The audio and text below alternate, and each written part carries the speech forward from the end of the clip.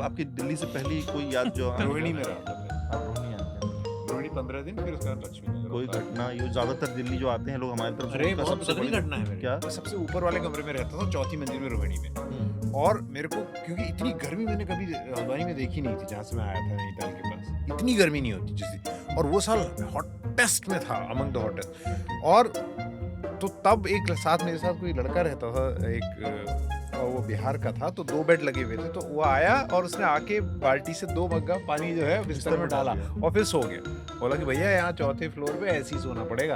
It was good, ऐसा कुछ नहीं लग रहा था कि हम गीले बिस्तर पे सोए हैं, और बढ़िया नींद आई। मैं सबसे पहले दिल्ली में आके रहा था, आर के पुरम सेक्टर 1 में विश्व हिंदू परिषद के केंद्रीय कार्यालय में।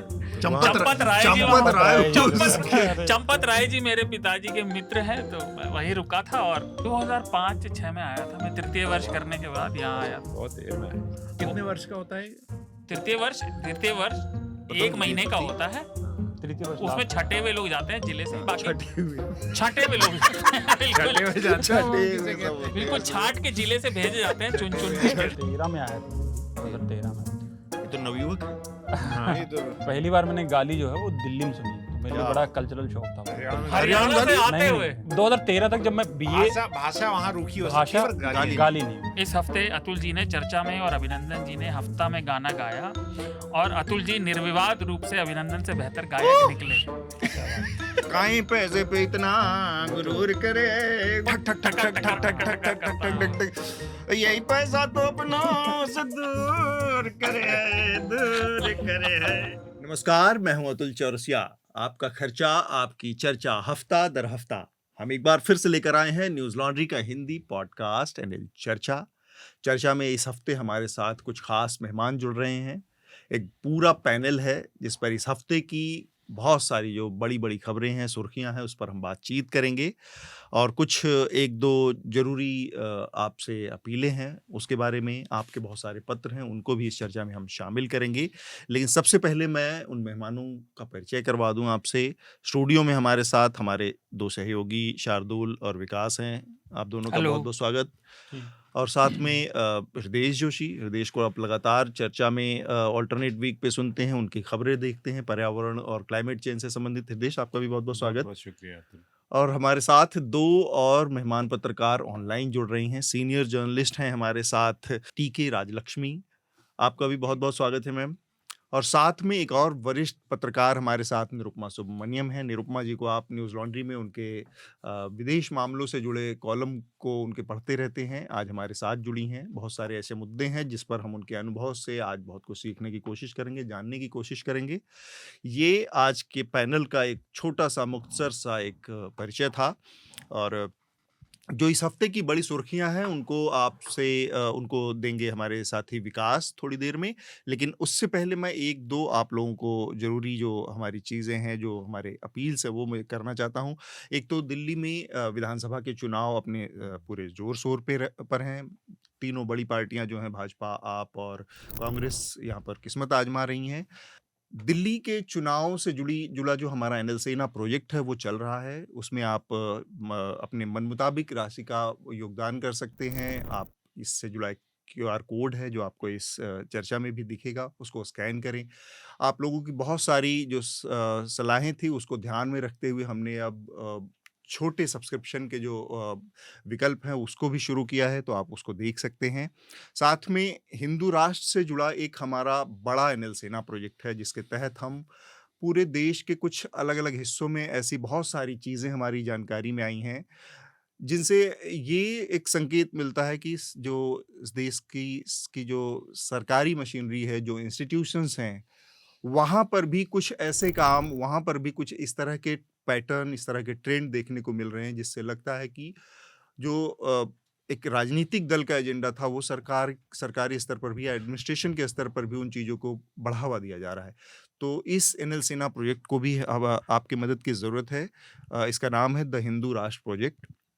और साथ में आप लोगों को एक जानकारी देनी है, हमारा जो साफ हवा से जुड़ा हवा का हक, फाइट टू ब्रीथ नाम का जो कैंपेन है, इसके बारे में। ये ऐसा कैंपेन है, हम बार-बार लगातार पिछले 8, 10, 15 सालों से देख रहे हैं कि दिल्ली की हवा एक मौसम ख़ास मौसम में अक्टूबर-नवंबर का महीना आते ही ख़राब हो जाती है और फिर ये 3-4 महीने तक जारी रहता है। साल दर साल ये समस्या बनी रहती है, लेकिन किसी राजनीतिक दल के एजेंडे में, किसी सरकार के उस तरह से एजेंडे में ये शामिल नहीं होता और शामिल होता भी है तो वो बस एक कोरी बात रह जाती है। ज़मीन पर कुछ बदलाव देखने को नहीं मिलता। तो इस स्थिति में बदलाव लाने के लिए हमारा ये 1 साल लंबा एक कैंपेन है जिसको हम चला रहे हैं। इसमें आप सबके समर्थन की, आप सब लोगों के जुड़ने की बहुत दरकार है। इसमें कई तरीकों से आप अपना योगदान कर सकते हैं। एक तो आप जिस भी शहर में हो, क्योंकि ये जो कैंपेन है ये पूरे उत्तर भारत के हर शहर से जुड़ा है, क्योंकि उत्तर भारत के ज़्यादातर शहरों में हवा कमोबेश साल के ज़्यादातर महीनों में ख़राब ही बनी रहती है। तो आप अपने शहरों में जहाँ पर भी एक्यूआई नापने के सेंटर्स हैं, मॉनिटरिंग सेंटर्स हैं, वहाँ पर जाएँ, वहाँ से पता करें कि आपके शहर का एक्यूआई क्या है और उसको #फाइट टू ब्रीथ के नाम से ट्वीट करें और साथ में उससे जुड़ी कुछ जानकारियाँ अगर आप साझा कर सकते हैं, तो वो साझा करें। हम उनको अपने कार्यक्रमों में जगह देने की कोशिश करेंगे। साथ में आप आरटीआई के ज़रिए अपने शहर की या हवा से जुड़ी और तमाम जो जानकारियाँ या दिक्कतें जो आपको लगती हैं कि आपके यहाँ मौजूद हैं, उससे जुड़े आरटीआई करें, संबंधित विभागों को भेजें और उन आरटीआईज़ को हम अपने यहाँ रिपोर्ट्स के ज़रिए और अपने दूसरे कार्यक्रमों के ज़रिए करने की कोशिश करेंगे, शामिल करेंगे। एक पूरा एक्सपर्ट का पैनल है इसमें हमारे साथ, जो कि इस काम में हमारी मदद करेगा, हमको सलाह-मशवरे भी दे रहा है वो और क्या करने की ज़रूरत है आगे, ये सारी चीज़ें उसके सहयोग से, उसके समर्थन से हम कर रहे हैं।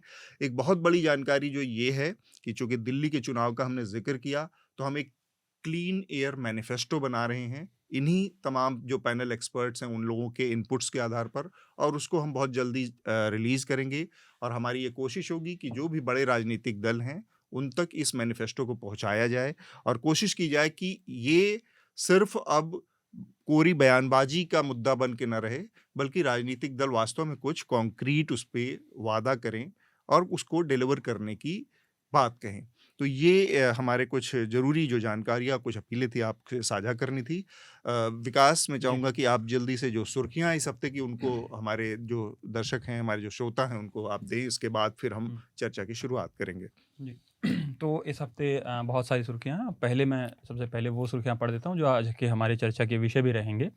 और सबसे बड़ा विषय और सबसे बड़ी खबर जो है इस हफ्ते, वो रही इज़राइल और हमास के बीच जो पिछले करीब सवा साल से 470 दिन अगर ठीक से कहा जाए जी। तो इतने दिन हो गए हैं उस युद्ध उनके बीच संघर्ष शुरू हुए को, तो उसमें एक अब विराम की घोषणा हुई है और रविवार से ये विराम लागू हो जाएगा। और 7 अक्टूबर 2023 को ये शुरू हुआ था और अब तक इसमें 46,000 फ़िलिस्तीनी और 1139 इज़राइली नागरिकों के मारे जाने की सूचना है। जी। तो युद्ध के कारण गाज़ा में भी जो है हज़ारों इमारतें जमींदोज़ हो गई और 40 मिलियन टन से ज़्यादा बताया जा रहा है कि कचरा इकट्ठा हो गया है। इसको भी समेटने में कई साल लगेंगे। दूसरी सुर्खी हमारी, कल जो एक बड़ा घटनाक्रम हुआ। 1 सेकंड बस जी। विकास, जो रोकूँगा मैं। जी। मुझे लगता है कि इस पर चूँकि निरुपमा जी हमारे साथ हैं, उनसे तो हम बात करेंगे ही। इसका एक पर्यावरणीय पहलू भी होता है कि जब बहुत ज़्यादा जो कंक्रीट का जो मलबा पैदा होता है, उस नज़रिए से हृदेश, मैं चाहूँगा कि थोड़ा-सा आप रोशनी डालिएगा आगे जब हम इस पे बात करें। जी। दूसरी जो हमारी सुर्खी है वो कल का एक बड़ा घटनाक्रम है जो अमेरिका स्थित short seller research firm Hindenburg जिस नाम की जो फर्म है, उसने अपने डिसबैंड की घोषणा की। मतलब एक तरह से बंद ही मान लीजिए कि बंद हो जाएगी। और इसके जो संस्थापक थे नेथन एंडरसन, उन्होंने वेबसाइट पर एक नोट लिखा, उसमें कहा कि मैंने पिछले साल से ही अंत से ही, जब मान लीजिए कि अमेरिकी चुनाव के नतीजे आए थे, तब से ही अपने परिवार और दोस्तों को बताना शुरू कर दिया था, हमारी टीम को भी, जी। कि हम भविष्य में ऐसा फैसला लेंगे।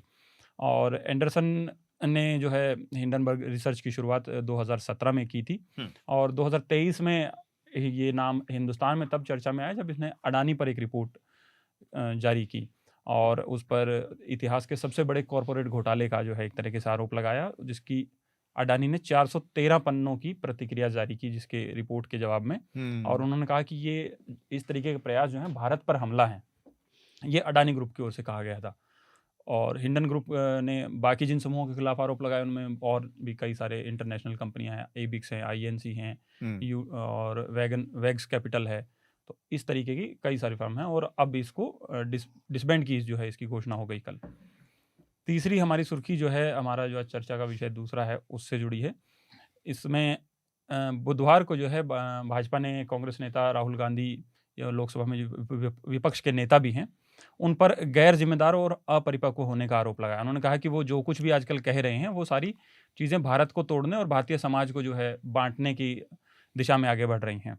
राहुल गांधी की ये आलोचना भाजपा ने उस बयान के जवाब में की, जिसमें उन्होंने कहा था कि वो भाजपा और आरएसएस ने देश की हर संस्था पर कब्जा कर लिया है, और अब ये लोग भाजपा आरएसएस के साथ साथ उन्होंने एक शब्द का इस्तेमाल किया, इंडियन स्टेट, कि उसके खिलाफ भी जो है वो लड़ रहे हैं। और इसके साथ ही एक बुधवार को ही एक घटनाक्रम और हुआ कि जब कांग्रेस की ओर से आरएसएस प्रमुख की आलोचना की गई।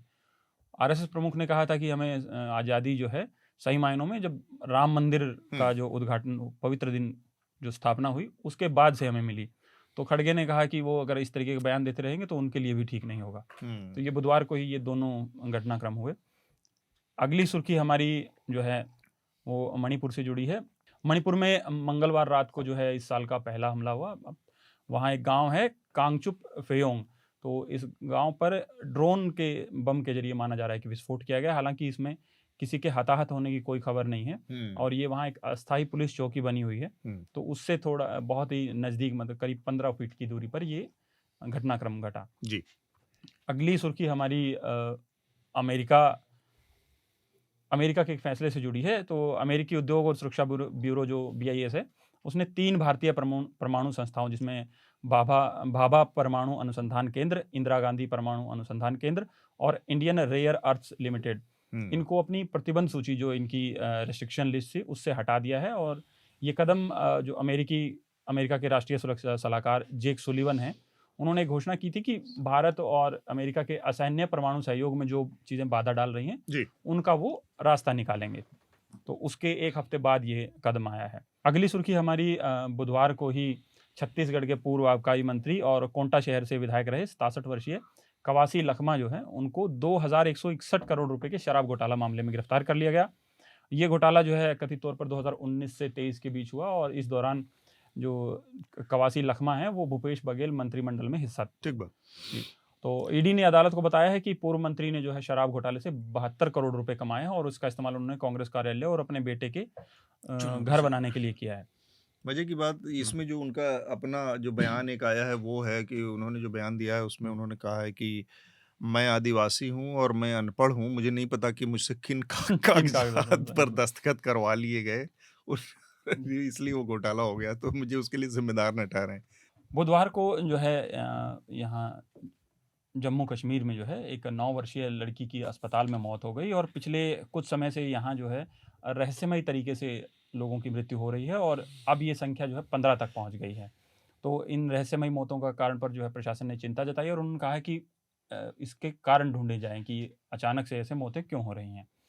इसके अलावा अगली सुर्खी हमारी बांग्लादेश से जुड़ी है। तो बांग्लादेश में एक संविधान सुधार आयोग जो बनाया गया है, वहाँ के एक अखबार हैं प्रथम एलो, उसके मुताबिक रिपोर्ट सबमिट की गई है, और रिपोर्ट में जो है सरकार से 3 शब्दों को, जिनमें धर्मनिरपेक्षता, समाजवाद, ऐसे 2 शब्दों को जो इसके बांग्लादेश संविधान के मूलभूत सिद्धांत है, उनको हटाने की सिफारिश की गई है। और फिलहाल बता दें कि बांग्लादेश में अभी अंतरिम सरकार है, पूरी तरह से वहाँ कोई एक स्थिर सरकार नहीं है। अगली सुर्खी हमारी जो है वो हरियाणा से जुड़ी है। हरियाणा में जो भारतीय जनता पार्टी के प्रदेश अध्यक्ष हैं मोहन लाल बड़ोली, उन पर और उनके एक साथी हैं रॉकी मित्तल सिंगर, उन पर गैंग रेप का एक महिला ने केस दर्ज करवाया, आरोप लगा। केस थोड़ा पुराना था, लेकिन ये बीते दिनों सामने आई इसकी जानकारी। और इसमें एक महत्वपूर्ण चीज़ ये हुई कि अगले ही दिन इस केस से जुड़ी एक गवाह सामने आई। उस महिला ने कहा कि ये जो कुछ भी घटनाक्रम हुआ, मैं उसका हिस्सा हूँ, लेकिन मेरे सामने ऐसा कुछ नहीं हुआ। फिर महिला ने ये भी कहा कि इसमें एक जो तीसरे गवाह हैं इन्वॉल्व हैं, उन्होंने ये महिला के साथ साठगांठ करके इसलिए किया है कि उनको राजनीतिक लाभ चाहिए था, टिकट वगैरह चाहिए थी। कल जिन पर आरोप लगे थे राजनीतिक लाभ लेने के, उस शख्स ने प्रेस कॉन्फ्रेंस की। उसने कहा कि मैं उस महिला को जानता हूँ, वो उनका बतौर बॉस मैं उनके साथ गया था, लेकिन ये जो महिला है सेकंड जिन्होंने प्रेस कॉन्फ्रेंस की, उसका मुझे कोई पता नहीं। तो ये केस अभी अपने आप में पिछले 3-4 दिनों से बहुत तरीके की इसमें चीज़ें सामने आ रही हैं। आखिरी सुर्खी हमारी त्रिपुरा विधानसभा से जुड़ी है। त्रिपुरा विधानसभा का शीतकालीन सत्र बुधवार को जो है संपन्न हो गया, और यहाँ एक महत्वपूर्ण फैसला हुआ। तो इसमें विधायकों के लिए जो है एक नियम में संशोधन किया गया, विधायकों के पेंशन और उसमें बढ़ोतरी के लिए। पहले ये नियम था कि किसी को भी 5 साल में से कम 4.5 साल का कार्यकाल पूरा करना होता है, तब जाके वो पेंशन और बाकी चीज़ों का लाभ ले सकते थे। अब इस नियम में बदलाव करके ये किया गया कि अगर एक दिन भी कोई आदमी पद पे रहेगा विधायक बतौर, तो उसे ये पेंशन और बाकी चीज़ों का लाभ मिलेगा। तो ये इस हफ्ते की सुर्खियाँ थी। ठीक बात है। तो कोई एक-आध पर्यावरण से जुड़ी किस सुर्खी की बात कर रहे थे आप हृदेश? हाँ, नहीं, मैं कह रहा था कि जो पिछला 2024 का साल है वो ऑफिशियली डिक्लेयर किया है डब्ल्यूएमडी ने, जो आंकड़े आए हैं कि वो अ, इतिहास का सबसे गर्म वर्ष था, और हम जानते हैं कि पिछले 10 साल जो हैं वो सबसे ज़्यादा गर्म रहे हैं। जी। और 1.5 टेम्परेचर का जो थ्रेशोल्ड है, जो लिमिट है, वो भी ब्रीच हुई 2024 में। जी। लेकिन अभी हम इसको परमानेंट 1.5 डिग्री का ब्रीच नहीं मानेंगे, क्योंकि जो डेफिनेशन होती है क्लाइमेट चेंज में टेम्परेचर ब्रीच की, उसमें over the period of 20-30 years अगर वो लगातार बना रहे ऊपर तो है, लेकिन साइंस ये मानती है कि ये टेम्परेचर नीचे आएगा, but overall situation is very grim. ठीक बात है। ये अब तक की और सुर्खियां आईएमडी हैं। के 150 साल पूरे हो गए, प्रधानमंत्री ने मिशन मौसम शुरू किया, वो तो मालूम ही है हमें। जी, जी। तो हम अपनी चर्चा को शुरू कर रहे हैं, और जो पहला विषय है वो हमास और इज़राइल सरकार के बीच में जो पीस सीज़ फायर हुआ है, उस पर हमारी बातचीत होगी, चूँकि हमारे साथ निरुपमा जी हैं, और अ, इस पर काफ़ी बा हमने कई शोज़ भी किए हैं। लेकिन आज जब ये पीस एग्रीमेंट हुआ है, सीज़ फायर हुआ है निरुपमा जी, तो किस तरह की उम्मीदें हैं? भारत सरकार के नज़रिए से देखें तो भारत सरकार ने इसकी बहुत तारीफ़ की है और इसका समर्थन किया है। पर आपको लगता है कि ये एक लॉन्ग लास्टिंग वो होगा, या फिर एक बहुत ही वक़्ती टेम्परेरी कोई विकल्प सामने आया है अभी? ये जो आपने अभी बताया कि सीज़ फायर प्लान लागू होने जा रहा है संडे से, हुँ। उसको अक्टूबर 2023 में ही लागू हो जाना चाहिए था। ये जी, जी। इतनी देर इसमें इन्होंने लगाया है। पूरे इंटरनेशनल कम्युनिटी में दम नहीं था कि वो इज़राइल को बोले कि इसको बंद करो, और मतलब जो उन्होंने वहाँ पे बॉम्बिंग का सिलसिला शुरू किया हुआ था, वो पहले जो उन्होंने किया था वो था कि हमारा सेल्फ प्रोटेक्शन है, क्योंकि हमास ने अटैक किया था जिसमें 1200 से ऊपर सिविलियंस और सोल्जर्स वगैरह होस्टेज सब बना दिए थे। वहाँ पे उन्होंने मार दिए थे। तो मार दी इसका थी, जी। सेल्फ प्रोटेक्शन एक एक्सक्यूज़ था, और उसके बाद जो इन्होंने किया वो मतलब सेल्फ प्रोटेक्शन से बहुत आगे चला गया। हुँ, अ, हुँ। 50,000 लोग मर गए इसमें, बच्चे, हुँ। बूढ़े, औरतें, अस्पताल खत्म हो गए, स्कूल खत्म हो गया। All these things happened, right? And now the ceasefire has come, हाँ। And we still don't know, because अब ये जो इज़राइल के ऊपर जो एक पहले कई कई इंटरनेशनल एक्टर्स को लगा होगा हुँ, कि हुँ। Israel is to some extent a responsible nation. हुँ। पर जिस तरह नेतन्याहू ने ये वॉर चलाया है, वो पूरा इल्यूजन खत्म हो गया कि हुँ। इनको नेतन्याहू को अपनी पॉलिटिक्स के आगे, जो अपनी सर्वाइवल के आगे कुछ नहीं दिखता है। तो अभी भी ये जो सीज फायर डील है, अब संडे को लागू होगा ये। शायद आज उनकी कैबिनेट ने उस पे वोटिंग करनी है कि ये ठीक है कि नहीं है। हुँ। आप देख रहे हैं कि इज़राइल में जो फार राइट के लोग हैं वो किस तरह से इस सीज़फायर डील को अपोज़ कर रहे हैं। उन्होंने रास्ते रोक दिए हैं, रास्ता जाम किया हुआ है पूरे टेल अवीव और कई शहरों में, और बहुत ऑपोज़िशन है फार राइट। और ये जो नेतन्याहू का गवर्नमेंट है इस वक़्त, वो इज़राइल की हिस्ट्री में सबसे ज़्यादा फार राइट गवर्नमेंट है, क्योंकि उनके साथ जो कोalition में जुड़े हुए हैं, वो जो जिसको हम कहते हैं ना लूनी फ्रिंज, जी। लूनाटिक फार राइट, वो जी, जी। उनमें से, उन लोगों में से उनकी पार्टियाँ हैं इसमें। हुँ। तो शायद ये जो ट्रम्प ने इनको धमकी दी है कि मेरे इनॉग्रेशन से पहले ये बंद हो जाना चाहिए ये वॉर, और सीज़फायर मुझे चाहिए 20 तारीख से पहले। ये इसकी वजह से ये सीज़फायर हो रहा है, ना कि कोई change of heart in Netanyahu's mind.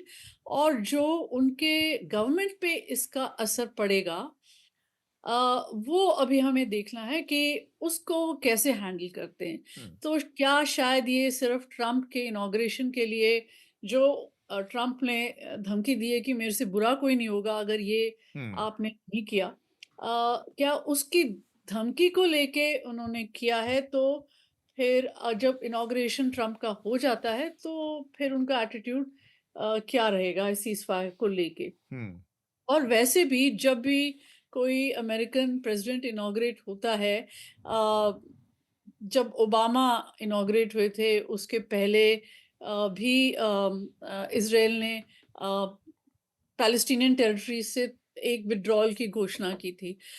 उसके बाद तुरंत फिर से शुरू हो गया वेस्ट बैंक में settlement and all that. So I don't know how permanent the ceasefire is, we hmm, can only hope for the best.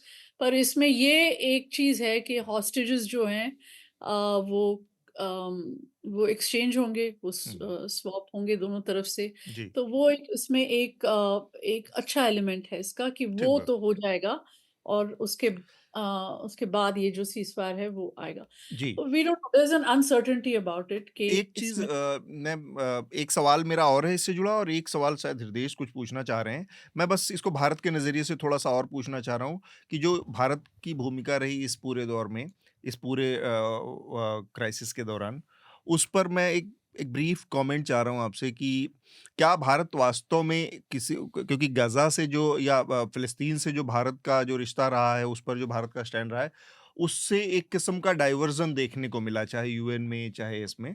तो क्या भारत कुछ वास्तव में प्रोएक्टिव रोल निभा सकता था जो उसने नहीं किया इस पूरे क्राइसिस के दौरान? या फिर एक एक एक बहुत मेजर शिफ्ट आप देखती हैं जो जो पॉलिसी रही है फॉरेन अफेयर पॉलिसी रही है फ़िलिस्तीन को लेकर अब मोदी के दौर में? देखिए, नहीं, जो पहले ही हो चुका था ये पॉलिसी शिफ्ट जिसकी बात कर रहे हैं, वो जी। प्रो इज़राइली एक तरफ से हो गया था और जो फॉरेन पॉलिसी एक्सपर्ट्स हैं, हमारे इंडियन फॉरेन पॉलिसी एक्सपर्ट्स, वो इसको वेलकम करते थे कि देखिए, वो जो प्रो पैलेस्टीनियन था, वो एक तरह से मजबूरी थी क्योंकि हमारा जो इंटरनल हमारी डायनामिक्स हैं, जी। जो जो राइट विंग जिसको कहता है मुस्लिम अपीसमेंट, हाँ। उसके लिए हम कर रहे थे और because we had to we had to be pro Palestinian because of that, वो सब अब खत्म हो गया है and we can now approach both Israel and Palestine on its own terms. हुँ। मतलब इसराइल से भी आप अच्छे रिश्ते बनाए रखो और पैलेस्टीनियंस को भी आप सपोर्ट करो। ठीक तो बात। ये एक ट्विन ट्रैक पे चल रहा था पर ज़्यादा दिख रहा था कि वो पैलेस्टीनियन के साथ इतना वो नहीं था, मतलब जो एम्पैथी या जो भी है जैसे जो इसका हिंदी अनुवाद होगा, जी। और ज़्यादा वो इज़राइल उसका इज़राइल के झुकाव साथ। इज़राइल की तरफ था ज़्यादा। हाँ, एंड एक तो वो एक पर्सनल रिलेशनशिप जो मोदी हमेशा प्राइम मिनिस्टर मोदी जो हमेशा कहना पसंद करते हैं कि उनका पर्सनल रिलेशनशिप होता है हर लीडर के साथ। तो वो एक हुँ। पर्सनल रिलेशनशिप उन्होंने बना लिया था नेतन्याहू के नेतन्याहू साथ। के साथ, और जी। दोनों एक दूसरे को ट्विटर पे माय फ्रेंड करके पुकारते थे। पर ये इस फ्रेंडशिप का फिर हम क्यों नहीं फ़ायदा उठा सके? अगर हम अपने आप को विश्व गुरु कहते हैं और हम मॉस्को तक पहुंच गए हुँ। पुतिन को कहने कि this is not an era of war, मतलब it is never an era of war, मतलब अपने आप में ये एक मीनिंगलेस सा स्टेटमेंट है। पर हुँ। चलिए, ही सेड इट और पूरे वर्ल्ड ने इसको कहा कि मोदी जी ने कितना अच्छा एडवाइस फ्रेज़ दिया दे है दिया है, पुतिन बड़ा को। बढ़िया फ्रेज़ है। तो इस एडवाइस को मोदी जी अपने फ्रेंड नेतन्याहू को क्यों नहीं दे पाए? हुँ। वहाँ पे क्यों नहीं जाके उन्होंने कहा कि मेरे दोस्त, इसको खत्म करो, this is not an era of war. Right. कि सामने आ गया था कि कितने लोग मर रहे हैं। हम चुप रहे बिल्कुल, जब तक ये जो अब जाके हमने इस साल में हमने जाके ये जनरल असेंबली में जो वोट्स हुई हैं, जो रेज़ोल्यूशंस पास हुई हैं against Israel asking for a ceasefire, उसमें हमने अपना सपोर्ट दिया। ठीक बात। पर और हमने जो ऑक्यूपाइड टेरिटरीज़ हैं इज़राइल की, उसको भी हमने उसमें भी हमने पैलेस्टीनियंस की सपोर्ट की है। तो सो it has been a kind of disappointment एक from एक चीज़ और मुझे हृदेश आप अपना सवाल करना चाहेंगे या जी, मैं बिल्कुल, राजलक्ष्मी से ये जानना चाह रहा हूँ कि भारत पूछिए। के नज़रिए से जो भारत का रवैया जी। रहा है उस पर मैं पहले राजलक्ष्मी का एक ओपिनियन ले लेता हूँ कमेंट फर्स्ट, फिर आप अपना सवाल हाँ, कोई रखिएगा। बात हाँ, नहीं मतलब भारत को बहुत कुछ करना चाहिए था मेरे हिसाब से और वो कर भी सकती थी, क्योंकि वो अपने आप को ग्लोबल साउथ की का एक बहुत अहम लीडर जो है मान के चलती है। जी। तो इनफैक्ट उन्होंने एब्सटेन किया था यूएनजे में, यूएन असेंबली में उन्होंने हाँ, एब्सटेन किया था पहली बार जब जब एक रेज़ोल्यूशन प्रेज़ेंट किया गया था। हाँ। और जबकि अफ्रीकी देशों ने समर्थन दिया था कि सीज़फायर होना होना चाहिए चाहिए। और इज़राइल को ये हमले जो है मतलब बंद करने चाहिए। लेकिन उस वक़्त भारत को जो रोल प्ले करना चाहिए था उन्होंने नहीं किया, उन्होंने एब्सटेन किया उस रेज़ोल्यूशन में। अब जाके उन्होंने सीज़फायर को वेलकम किया है और तो शुरू में जो था पोज़ीशन वही था कि कि क्या हमास ने जो किया है वो गलत है और वो उसी फ्रेमवर्क में जो भारत भी देख रही थी मतलब ये गलत था ये फ्रेमवर्क देखना क्योंकि जिस प्रकार से इज़राइल ने हमला किया पैलेस्टाइन फिलिस्तीनियों पे, उसका तो कोई कंपैरिज़न ही नहीं लगा सकता। मतलब इक्विवेलेंस हो ही नहीं सकता। कहाँ पे 46,000 लोग जो है मारे गए और कहाँ मतलब 1000-1200 मतलब और इज़राइल ने हवाई तौर से, रोड से, सी से सब तरीके से अटैक किया। जबकि हमास ने सिर्फ जो है रॉकेट मारे और उसके बाद जो इज़राइल ने उनके टॉप जो लीडरशिप को भी असैसिनेट किया। हाँ। तो ये जो है ये क्लाइंब डाउन है एक्चुअली इज़राइल के लिए बहुत बहुत बड़ा क्लाइंब डाउन है। क्योंकि उन्होंने प्रण लिया था कि वो हमास को पूरी तरह से एलिमिनेट करेंगे और वो सीज़फायर जो है बिल्कुल नहीं मानेंगे। तो उस पोज़ीशन से आज जो ये क्लाइंब डाउन हुआ है ये मुझे लगता है एक प्रकार से इज़राइल के लिए एक बहुत बड़ा रिट्रीट है हाँ, एक प्रकार से। ठीक और बात। इसको ठीक है विक्ट्री नहीं कहेंगे हमास के लिए क्योंकि इतने ज़्यादा लोग जो है मारे गए हैं। लेकिन यहाँ पे इज़राइल जो चाह रहा था वो नहीं हुआ है। हाँ, ये बात जो है निरुपमा जी ने कहा कि ये सीज़फायर कब तक चलेगा ये कुछ कह नहीं सकते हैं क्योंकि इज़राइल ने बार-बार घोषित करके हाँ, उसको वायलेट भी किया है। उनके लिए इंटरनेशनल जो कम्युनिटी का कोई की इज़्ज़त नहीं करते वो, क्योंकि अमेरिका जो है इज़राइल के पीछे है और जब अमेरिका ने कहा भई अब तुम करो सीज़फायर तो वो सीज़फायर करने को तैयार थे। तो इसमें अमेरिकन जो एडमिनिस्ट्रेशन की जो हिपोक्रेसी है, ये भी उभर के आती है बहुत। ठीक बात। हृदेश? नहीं, मैं ये पूछ रहा था निरुपमा जी से कि अ, अभी अगर हम ये कह रहे हैं कि ट्रम्प ने कहा है कि उनके जो जल्दी से कार्यभार संभालने से पहले ये बंद होना चाहिए, तो क्या इसका ये मतलब भी निकाला जाए कि अमेरिका के पास ट्रम्प के आने से पहले भी पूरा, जो कई लोग कहते भी रहे हैं, मैं आपसे सुनना चाहता हूँ कि पूरा एक उनके पास ये ताकत थी कि वो इसको पहले भी रोक सकते थे।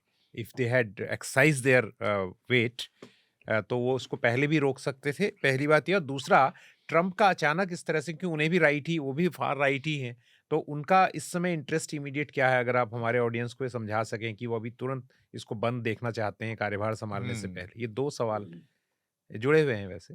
एक तो ये है कि जो आपने कहा कि बाइडेन एडमिनिस्ट्रेशन जो है उनको करना चाहिए था उन्होंने नहीं किया क्योंकि वो इलेक्शन से ट्रैप हो गए थे। वो इलेक्शन में उनके खिलाफ इतनी सारी ऑपोजिशन हो गई थी इसको लेके कि आपने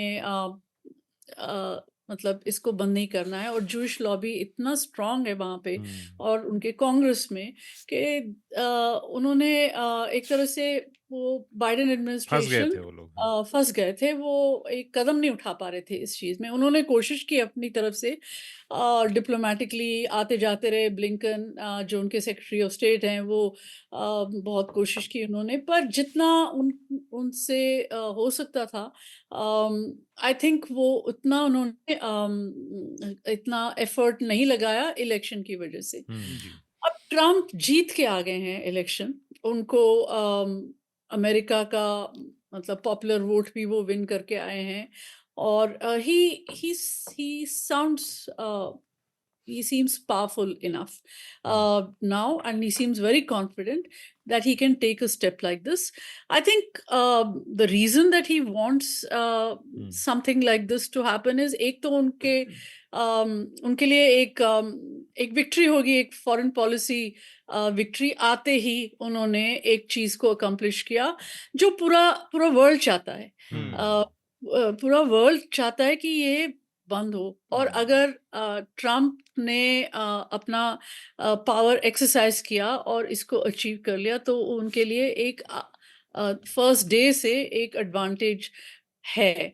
अब उनके खिलाफ क्यों नहीं है जूइश लॉबी, अब वो एक अलग बात है, क्योंकि जो इनका फार राइट है, ट्रम्प का far right is not the same as the Jewish lobby, they are also against the Jewish lobby, तो उनके आपस में भी झगड़ा है। So there are some internal dynamics in America also इसको लेके। जो मेक अमेरिका ग्रेट अगेन है वो नहीं डरता from the by the Jewish lobby. So I think these are all at play. और एक इन्होंने, आपको याद होगा, अपने पिछले एडमिनिस्ट्रेशन में उन्होंने अपनी तरफ से एक बहुत बड़ा मिडल ईस्ट इनिशिएटिव चलाया हुआ था जिसमें इजराइल का रिकग्निशन हो गया था फ्रॉम यूएई, और सऊदी से भी बात चल रही थी। और अगर मुझे लगता है कि ट्रम्प को अगर उनको लग रहा होगा कि अगर ये वो फिर से वो सारा कुछ चला पाए और एक मिडल ईस्ट इनिशिएटिव फिर से शुरू हो जाए, then maybe he thinks that उनके लिए वाह होगी पूरे वर्ल्ड में। तो शार्दुल और विकास के पास जाऊं उससे पहले मेरा एक सवाल हृदेश आपसे है। जो जिस डिस्ट्रक्शन, बड़े पैमाने पर जिस विध्वंस की बात अभी विकास ने की कि वहां पर कितना सारा मलबा, कितना सारा एम्यूनिशन जो वहां पर गया है, वो एक दूसरे तरह की वार अपने आप में एक बहुत बड़ा प्रदूषण का जनक है। तो इससे हाँ, आप बिल्कुल ठीक, आपका कहना है कि आपने अचानक कि मुझसे पूछा तो मैं फिगर्स नहीं बताऊंगा, लेकिन ब्रॉडली मैं बता सकता हूँ, और कुछ रीडिंग्स भी हम लिंक शेयर कर सकते हैं अपने जो ऑडियंस है उनके साथ। पहली चीज़ तो ये है कि इसके बारे में यूनेप ने भी, जो यूनाइटेड नेशन एनवायरमेंटल प्रोग्राम है, और सारे जितने भी एनवायरमेंट से की चिंता करने वाले लोग हैं, उन्होंने कहा है कि it's a great, I mean it's a worst kind of thing you are doing. ये बहुत बुरी चीज़ आप कर रहे हैं, क्योंकि ना केवल वहाँ पर डस्ट की वजह से जो पोल्यूशन हो रहा है, जो इतनी आप बिल्डिंग्स उड़ा रहे हैं लगातार, वो सब हो रहा है, बल्कि वहाँ पर पूरा वाटर सिस्टम आपने ख़त्म कर दिया।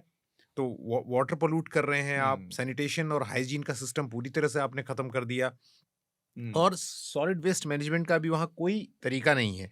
लेकिन इसके अलावा जो इमिशन हुआ है जिसका आप जिक्र कर रहे हैं, इस साल 2024 जो हम कह रहे हैं ऑन रिकॉर्ड सबसे गर्म साल है, जितना बमबारी पहले 2 महीनों की जिक्र कर रहा हूँ मैं, सिर्फ फर्स्ट 2 मंथ्स का जिक्र कर रहा हूँ, जितनी बमबारी हुई, जो मुझे याद आ रहा है पढ़ते हुए, तो वो लिंकर भी मैं आई विल डिग आउट की मैं उसको निकालूंगा, और वो शायद गार्डियन में छपी थी कि पहले 2 महीने में 1.5 लाख टन कोयला जलाने से जितना इमिशन होता है, ग्रीन हाउस गैस इमिशन होता है, उतना इमिशन केवल पहले 2 महीने में, अक्टूबर से लेके अक्टूबर नवंबर के महीने में इराक ने जो ये इजराइल ने किया, उसकी वजह से हुआ। और अब क्या होता है, जो चीज़ हमें समझ में नहीं आती, जब एक बार आप इसे क्लीन अप करेंगे, जो अभी दोनों हमारे एक्सपर्ट बता रहे थे, जो सबसे कठिन हिस्सा है वो सेकंड पार्ट है इसका। सेकंड पार्ट में जब इजराइल को भी पीछे हटना है, उनकी फोर्सेस को, आईडीएफ को, और उस वक्त हमास को भी पीछे हटना है, वो सेकंड फेज सबसे टफ है नेगोशिएट करना, क्योंकि तब दोनों को अपनी जगह छोड़नी। वो कह रहे हैं हम एलिमिनेट किए बिना आपको नहीं यहाँ से जाएंगे, और वो कह रहे हैं जब तक आप पीछे नहीं जाओगे तो हम सेकंड सेट ऑफ हॉस्टेजेस, जो फाइनल सेट है, वो नहीं छोड़ेंगे। लेकिन उसके बाद जो तीसरा स्टेप है, अगर उसे पार भी कर गए तो उसमें रिकंस्ट्रक्शन है, और रिकंस्ट्रक्शन में अभी तक का जो अंदाजा है, जो बहुत कंजर्वेटिव एस्टिमेट है, इतना क्योंकि जब आप रिकंस्ट्रक्शन करेंगे तब फिर एनर्जी खर्च होगी, तो 30 मिलियन में जो मीट्रिक टन जो है के बराबर जो ग्रीन हाउस गैसेस का इमिशन होगा। तो यानी पहले आपने बर्बाद किया। ये कंक्रीट से होता है नहीं, मतलब ये इसलिए क्योंकि आप लोहा भी बनाएंगे, स्टील भी बनाएंगे, आप कारा भी बनाएंगे, मशीन भी चलाएंगे ना, तो आपको बिजली तो चलानी पड़ेगी, तो कोयला जलाओगे आप, ग्रीन हाउस गैसेस निकलेंगी, तो वो 30 मिलियन मीट्रिक टन जीएचसी जो है उसका इमिशन के बराबर इमिशन होगा। यानी पहले आप बर्बादी करी, पूरा अब सिस्टम फिर से खत्म किया। बनाने के लिए अब उतनी बनाने के लिए आप जो नया, जैसे हम कुछ भी करेंगे, गाड़ी भी चलाते हैं, कार भी बनाते हैं, तो जी, उसके लिए भी जी। तो एनर्जी चाहिए ना। तो ये सारी चीजें हैं, तो ठीक ये बात बहुत है। बड़ा इन्वायरमेंटल डैमेज है एक ऐसे वक्त में जब हम बहुत ऑन द एज है। जरूरत है जब हमें बचाने की क्लाइमेट को। बिल्कुल। शार्दुल। पहले तो जो हृदयेश ने सवाल पूछा था उसमें मैं एक बात और जोड़ना चाहता हूँ। यूएस जिस दिन चाहता उस दिन रोक सकता था इस लड़ाई को, क्योंकि हथियार वही भेज रहा था। ठीक बात है। जो हथियार इस्तेमाल हो रहे थे ना वो वही भेज रहा था। लेकिन ये बात जो नहीं समझता वो मतलब जानबूझ के आंखें मूंदने वाली बात है। अमेरिका के लिए हर अंतरराष्ट्रीय कानून से ज्यादा बड़ा है उसके आर्म्स मैन्युफैक्चरर की बॉटम लाइन मुनाफा, अपने हित। क्वार्टरली प्रॉफिट ज्यादा बड़ा है, और ये बात बार बार साबित हो चुकी है। तो अब एक और बात जो जिसका जिक्र निरुपमा और राजलक्ष्मी जी ने भी किया था, माफी चाहता हूँ, कि हमास के नेता भी इसे जीत बता रहे हैं, लेकिन आप अगर रिपोर्ट्स पढ़ें वहाँ के जो ग्राउंड कॉरेस्पॉन्डेंट की है रॉयटर्स पे या बीबीसी पे, तो ये वहां पर भी अभी जनता में मतभेद है बाशिंदों में, क्योंकि 46,707 मौतें हैं जहाँ मुझे याद है, जो कल रिपोर्ट पब्लिश हुई थी आज सुबह। इसके बाद और पूरी तरह गाजा और उसका बड़ा एरिया, उसके अलावा भी, गाजा के अलावा भी नेस्तो नाबूद हो चुका है पूरी तरह, जो मलबे की बात हुई। तो ये कैसी जीत है पता नहीं, पर ठीक है, ये उनका राजनीतिक विषय है। पर एक कम से कम मेरे लिए जो बाहर बैठे हैं, जो हम डायरेक्टली कनेक्टेड नहीं है, ये इस 1.25 साल ने ये बात साबित कर दी है कि अंतरराष्ट्रीय कानून है ना, और नस्ल, रंग और आपका संप्रदाय क्या है, इस पर मतभेद आज भी जिंदा है। और यूएन बनने की, जो सेकेंड वर्ल्ड वॉर के बाद यूएन बना, उसके कानून सबके लिए एक नहीं है। यही फ्रांस में और कहीं और गाड़ी से हमला हो जाता है तो ये लोग पूरे देशों पे हमला करने चढ़ जाते हैं। और ट्रंप तो बात कर रहा है, जो ट्रंप की बात हुई, ट्रंप श्रेय लेने, उसने ऑलरेडी श्रेय लेना इसका शुरू कर दिया है, और वो इसको अपने आप को मजबूत करने मिलेगा, भले ही उसका कोई लेना देना हो या ना हो। वो मूर्ख आदमी है, ये सबको पता है, मूर्ख आदमी है वो। लेकिन उसको खुद नहीं पता वो अगले दिन क्या सोचेगा। आप उसके पुराने जो उसके कैबिनेट के मेंबर थे पूछ लीजिए, वो मैकडोनल्ड का केचप दीवारों पे फेंक फेंक के मारता था, उसको नहीं पता वो अगले हफ्ते क्या कहेगा और क्या करेगा। उन्हें उसके लिए डिफेंस ब्रीफिंग बनानी पड़ती थी बड़े बड़े चित्रों के साथ कि वो कम से कम सुन तो ले उन्हें। ये उसके अपने कैबिनेट के लोगों के बयान थे जिन्होंने किताबें लिखी।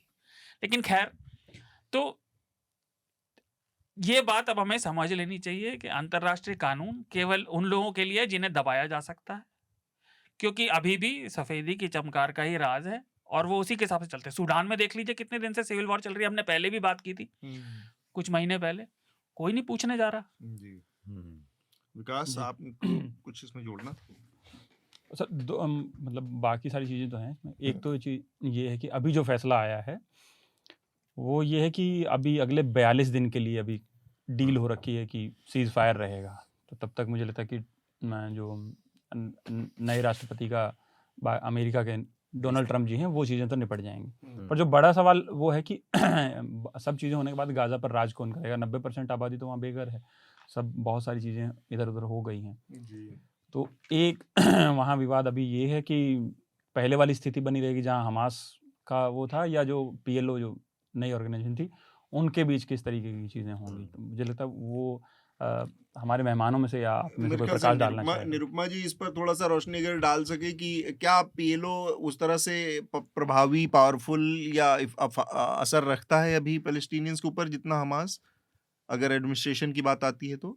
गाजा में PLO का इतना इन्फ्लुएंस नहीं था जितना उनका वेस्ट बैंक में है। वेस्ट बैंक में उन्होंने एडमिनिस्ट्रेशन चलाया हुआ है। पर इस सिचुएशन में ये कौन गाजा पे रूल करेगा, ये शायद एक कलेक्टिव डिसीजन होगा। ये सिर्फ इजराइल या पैलेस्टीनियंस अपने आप से नहीं कर पाएंगे। मुझे लगता है ये शायद एक मिडल ईस्ट को पूरा लेके, वेस्ट एशिया को पूरा लेके, या पूरा जो इंटरनेशनल कम्युनिटी या सिक्योरिटी काउंसिल को लेके, आई थिंक इस पे कोई चर्चा होगी कि वहाँ पे कौन आएगा। क्योंकि हमास के लोग इतने अब है नहीं, उनकी लीडरशिप कहाँ है, जिंदा है या नहीं है, ये सब अब अब पता चलेगा ठीक आगे बात है। जाके। तो ये अभी एक अनसर्टन सिचुएशन है। जो बॉम्बिंग हो रही थी लगातार, जो जिस तरह से इज़राइल वहाँ पे बॉम्बिंग कर रहा था, तो एक एक ये भी एक स्पेकुलेशन चला था कि Israel wants to take over that land, मतलब वो गाज़ा को टेक ओवर करना चाहती है। और वो शायद मतलब उसको क्या कहते हैं, उसको फ़िलिस्तीनी मुक्त करके अपना वहाँ पे जमाने की कोशिश जी, करना चाहती है। ठीक बात। So this is where it is. I don't know enough कि मैं कहूँ कि हाँ, कौन हाँ। जीतेगा आगे जाके। ठीक बात है। जी। हम थोड़ा-सा इस विषय से अब आगे बढ़ते हैं, जो कि हमारा शार्दुल आप कुछ मैं जोड़ना सिर्फ चाह एक रहे हैं? बात जोड़ना चाह रहा हूँ कि जोड़िए। हमें ये भी नहीं भूलना चाहिए, हमने अभी वेस्ट बैंक का जिक्र किया, वेस्ट बैंक में भी ऑक्यूपेशन चालू है। अमेरिकन रेजिडेंट वहां आके रह रहे हैं और वहां के स्थानीय नागरिकों को डराते हैं, धमकाते हैं, उनके लिए जिंदा खुली फिर चलती फिरती खुली हुई जेल है वो। अच्छा। ठीक मैं बात। हाँ, जी, ये जी। बात साफ है कि अगर सीज़फायर अगर हो भी गया, लेकिन जो स्टेटहुड का सवाल है और जो इलीगल ऑक्यूपेशन का सवाल है, जी। वो फिर भी रहेगा। हाँ। तो ये भी एड्रेस करने की ज़रूरत तो जो है वो जो पड़ेगी। जो शार्दुल ने जिस तरफ शुरुआत में इशारा किया कि जी। कैसे यूएन बेमाने हो गया है या उसका कोई रेलेवेंस नहीं बचा या वो अपना रोल उतनी अच्छाई से या ईमानदारी से नहीं निभा पाता या उसकी उतनी वक़्त नहीं है, हैसियत नहीं है, वो उस तरफ भी उस कमी की तरफ इशारा करता है कि फिर जब ये आती है कि भई इल्लीगल ऑक्यूपेशन चल ही रहा है, लोग हाँ। वहाँ पर घुसे हुए हैं, तो उसको उस जो लॉन्ग लास्टिंग अगर कोई सॉल्यूशन निकलेगा उस दिशा में, तो इन सारी समस्याओं को सुलझाने के बाद निकलेगा, वो नहीं। और दूसरी बात जो निरुपमा जी ने जो बात कही ना मेरे सवाल के जवाब में कि डेमोक्रेट्स के आगे दिक्कत ये थी कि वो फंस गए थे इलेक्शन के चक्कर में, तो नेतन्याहू भी आगे अब उनका भी यही है, कई बार कोशिश कर क्रैक चुके हो हैं, गया। पूरी मेजोरिटी उनको मिल नहीं पाती है वहाँ पर, तो वो भी अभी इलेक्टोरल कंपल्सन उनके भी रहेंगे, तो कुछ न कुछ इस तरह की भली जी। वॉर रुक जाएगा, लेकिन वो भी ये दिखाना चाहेंगे कि वी आर डोमिनेटिंग, और इजराइल का वैसे भी रिकॉर्ड रहा है कि वो जिस जगह पे पहुंच गया उसको छोड़ेगा तो नहीं। अमेरिका राजनीति एक में डेमोक्रेट्स नकार आए हैं बिल्कुल। हम अपने अगले विषय की तरफ बढ़ें जो कि थोड़ा हिंडनबर्ग और अडानी समूह का जो मसला है उससे पहले मैं एक छोटा-सा और विषय है उस पर अपने सारे जो हमारे साथ आज मेहमान जुड़े हैं उनका एक-एक कमेंट लेना चाहता हूँ। जो अमेरिका ने ये भारत के एटॉमिक इंस्टीट्यूशंस के ऊपर से प्रतिबंध हटाए हैं इनको इस एक टाइम पे मतलब हमने देखा कि इसको लेकर इस देश में कितने बवाल हुए 2008 में जब न्यूक्लियर डील साइन होनी थी मनमोहन सिंह ने अपनी सारी इज्जत दांव पर लगाकर उसको पूरा करवाया था और लेफ्ट से लेकर राइट तक सारे लोग इसके विरोध में थे तब और अब खैर वो एक समय की बात हो गई तो इस बदलाव से क्या एक किसी तरह का सबसे पहले मैं निरुपमा से जानना चाह रहा था कि क्या इस ये एक बहुत मेजर कोई चेंज है अमेरिका और भारत के रिश्तों के बीच में? है एक सिग्निफिकेंट स्टेप तो है, मतलब को अब I would say path breaking step है, क्योंकि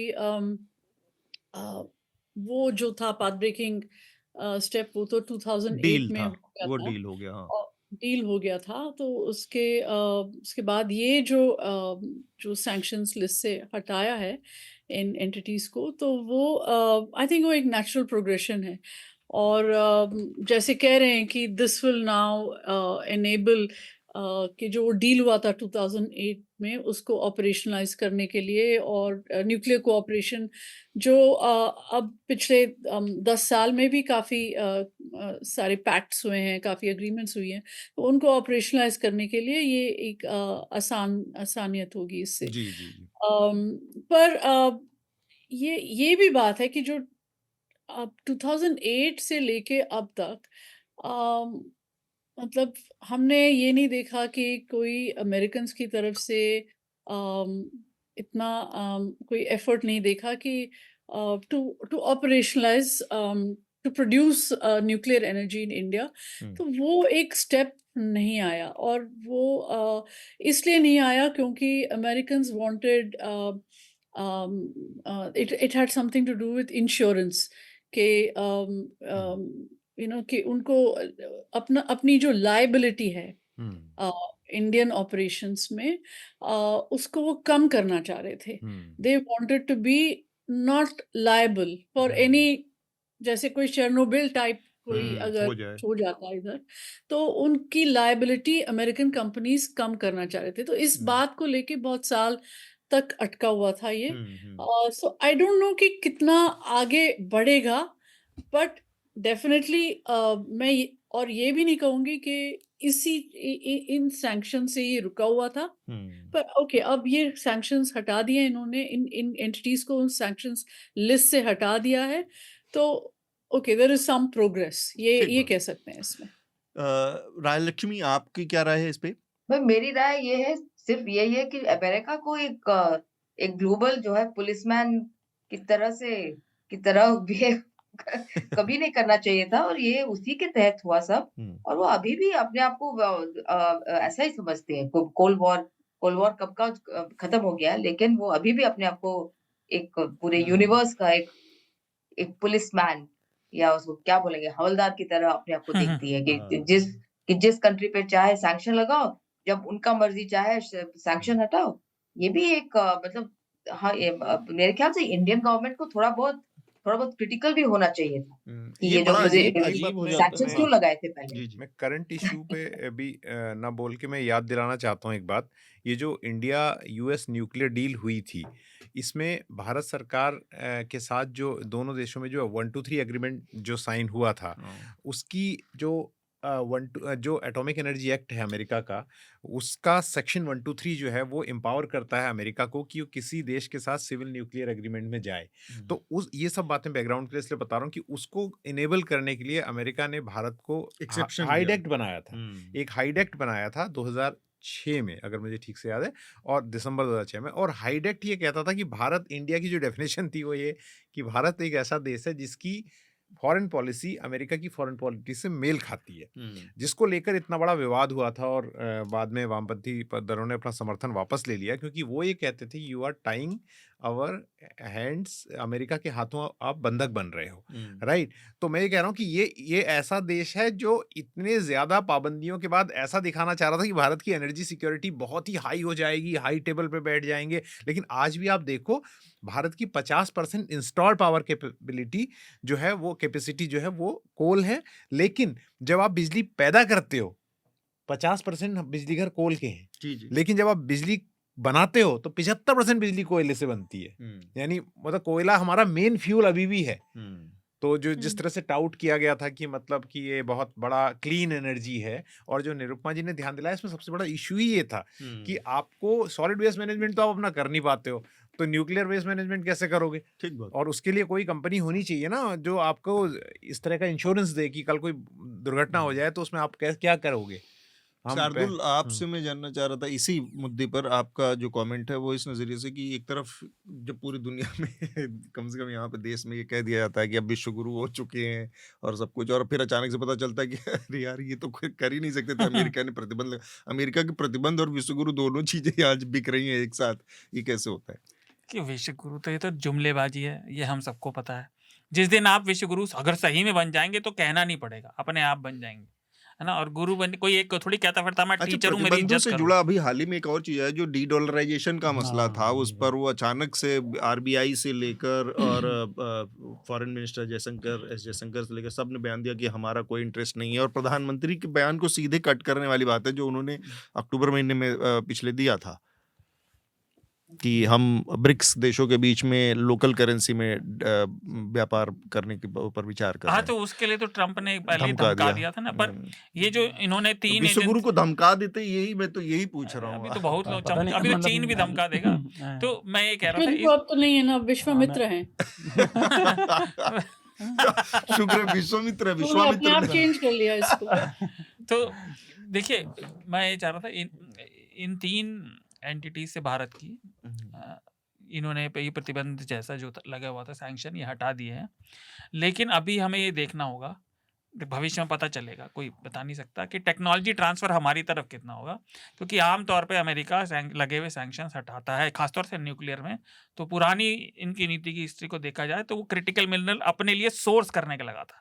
दोनों आवागमन चालू हो जाते हैं ना इसका, तो आमतौर पे वो जितना बुली करके क्रिटिकल मिनरल सोर्स कर लेते हैं अपने लिए सैंक्शंस हटा के। क्योंकि इसी के साथ जैसे ये 3 भारत से हटे हैं, उन्होंने चीन की 11 पे लगा दिए हैं।